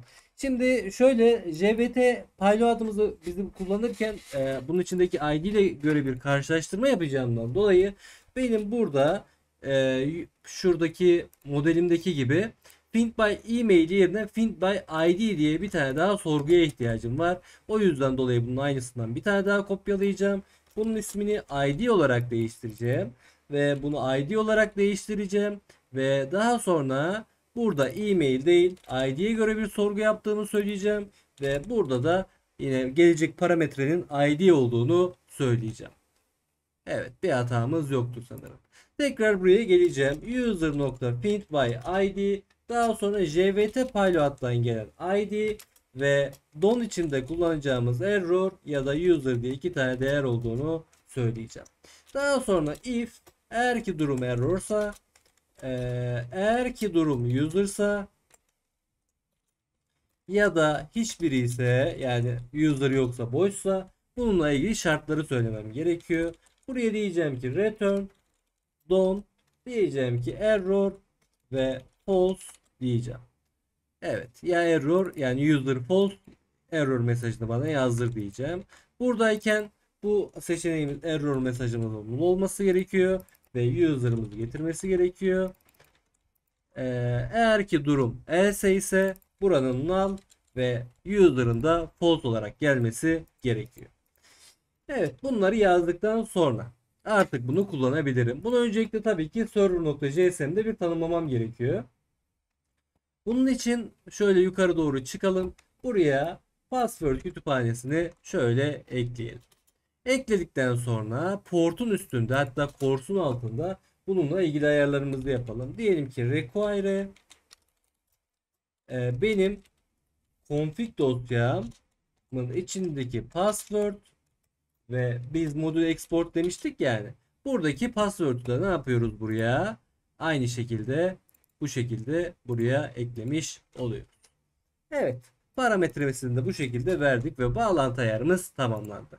Şimdi gelelim bunlarla ilgili sorgularımızı yapmaya. Tekrar user.jsm'i açayım. Burada paket servisçileri sorgulayabilmek için bir sorgu yazalım. Bunun için şöyle yapacağım. Diyeceğim ki ismine yine aynı şekilde user find delivery man diyelim. Bu arkadaşın sadece sadece sonuçları getirmesi, sonuç isminde bir parametresi olmasını istiyorum. Şöyle result diye. Burada bir const SQL yazacağım. Daha sonra eşittir. Şöyle yazalım. Evet, şöyle yapalım.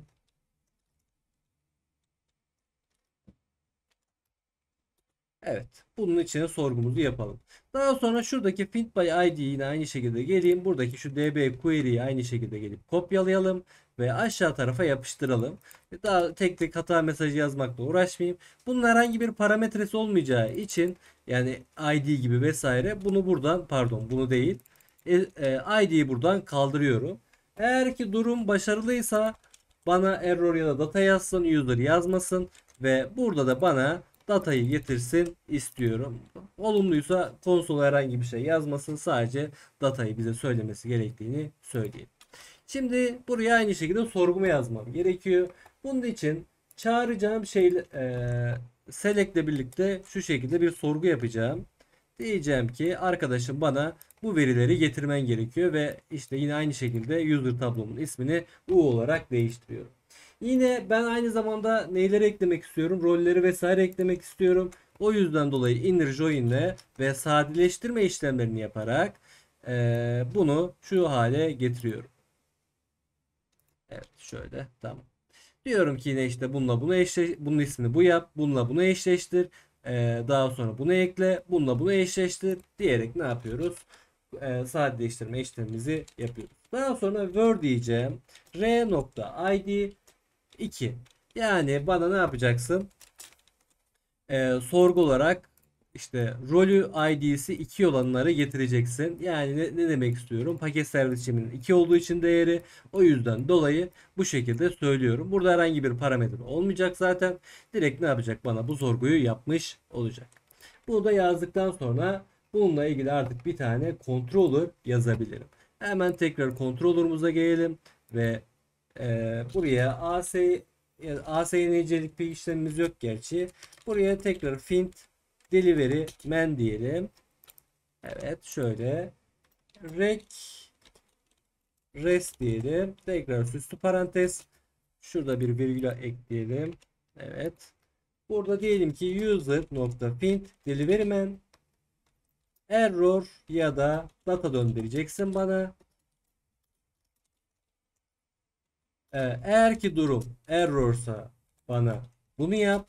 Ama değilse de return res status 200 koduyla bana JSON olarak dönder.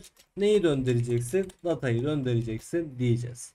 Ve error'da da yine aynı şekilde diyeceğim ki diğer taraflardan kopyalayabilirim aslında. Şöyle direkt kopyalayayım. Diyeceğim ki durum 500 olarak bana hata kodu gönder ve something went wrong diyerek bir hata oluştu diyerek bana bunu söyle diyeceğim. Evet, buraya kadar tamam. Şimdi bunu rotamıza eklememiz gerekiyor. Rotamıza eklerken şu şekilde eklememiz gerekiyor. Öncelikle bu metodumuz bizim get metodu olacak. Şöyle yapalım. Evet, post. Evet, açıklama satırları da eklemek istiyorum. Post get diye. Bunları en azından göreyim diye. Tamam. Şöyle tamam. Evet.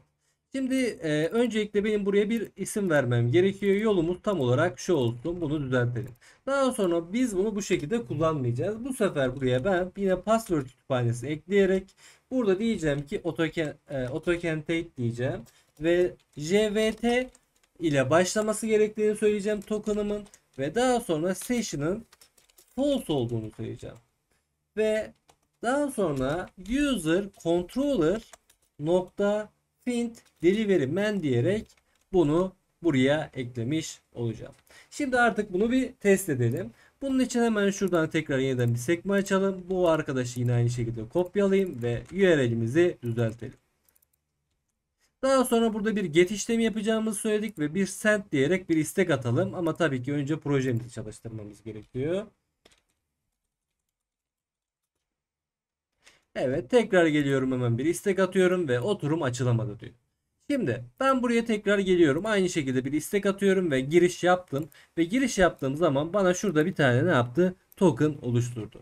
Bu token'ımı tekrar gelip alıyorum. Buradaki headers bölümüne geliyorum. Ve burada authorization bölümüne ekliyorum.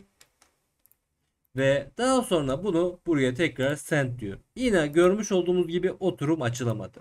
Biz buranın başına ne yazmıştık? JVT yazmıştık. Buraya tekrar yeniden geliyorum. Ve bunun başına JVT deyip boşluk bırakıyorum. Enter deyip boşluk bırakıyoruz. Bu şekilde yazdığımız zaman send diyorum. Ve bana şu şekilde bir hata verdi. Bir yerde yanlış yaptığımı söylüyor bana. Neredeymiş tam olarak görelim, şöyle bir bakalım. Diyor ki arkadaşım diyor kolum ID bunu bulamadım diyor. Select hangisi bu, anlamaya çalışayım şöyle. Ambiguous. Evet, şöyle yapalım. Tekrar geleyim. Ya şunlardan birisi, iki tane yazdık zaten. Bir tanesi de ID var, bir tanesi de şey var. Şöyle tekrar gelip bakalım. Evet, şurada ID demişiz. U.id olması gerekiyor. Bir yanlışlık yapmışız, evet. Tekrar projemizi şöyle durdurup tekrar yeniden başlatalım. Tekrar yeniden geleyim. Send diyelim. Yeniden bir bakalım ve görmüş olduğumuz gibi bu şekilde kayıtlarımıza erişebiliyoruz. Token'ımı şöyle saçma sapan bir token yapalım. Send diyelim ve yine görmüş olduğumuz gibi authorization işlemini başarılı bir şekilde yaptık. Tekrar yeniden send diyelim. Yeniden bir tane daha token alalım. Yeniden bir daha bir test edelim. Var mı bir sıkıntımız? Send diyelim tekrar. Görmüş olduğumuz gibi paket servisçilerimiz şu an zaten bir tane olduğu için bize ne yaptı? Sadece paket servisçilerimiz delivery ne yaptı? Sadece bize onu getirmiş oldu. Evet, bu işlemi de bu şekilde yapmış olduk. User'larla ilgili bölümlerimizi aşağı yukarı yaptık. Tabii ki daha sonra ekleyeceğimiz şeyler olacak. Ben birazcık daha Node.js'de API yazarak devam etmek istiyorum. Bir sonraki videoda kategoriler ve product'larımızla ilgili API'lerimiz, hatta belki adreslerle ilgili olabilecek olan productlarımızı yazarak devam edelim. Daha sonra da Flutter'la devam edeceğiz zaten. Yavaş yavaş projemizi geliştirmeye devam edelim. Bir sonraki videoya aşağıdaki linkten ulaşabilirsin ya da web sitemde zaten sıralı listesi olacak. Onun dışında bana destek olmak istersen kanalıma abone olup aşağı tarafa bir yorum bırakabilirsin. Bir sonraki videoda görüşürüz.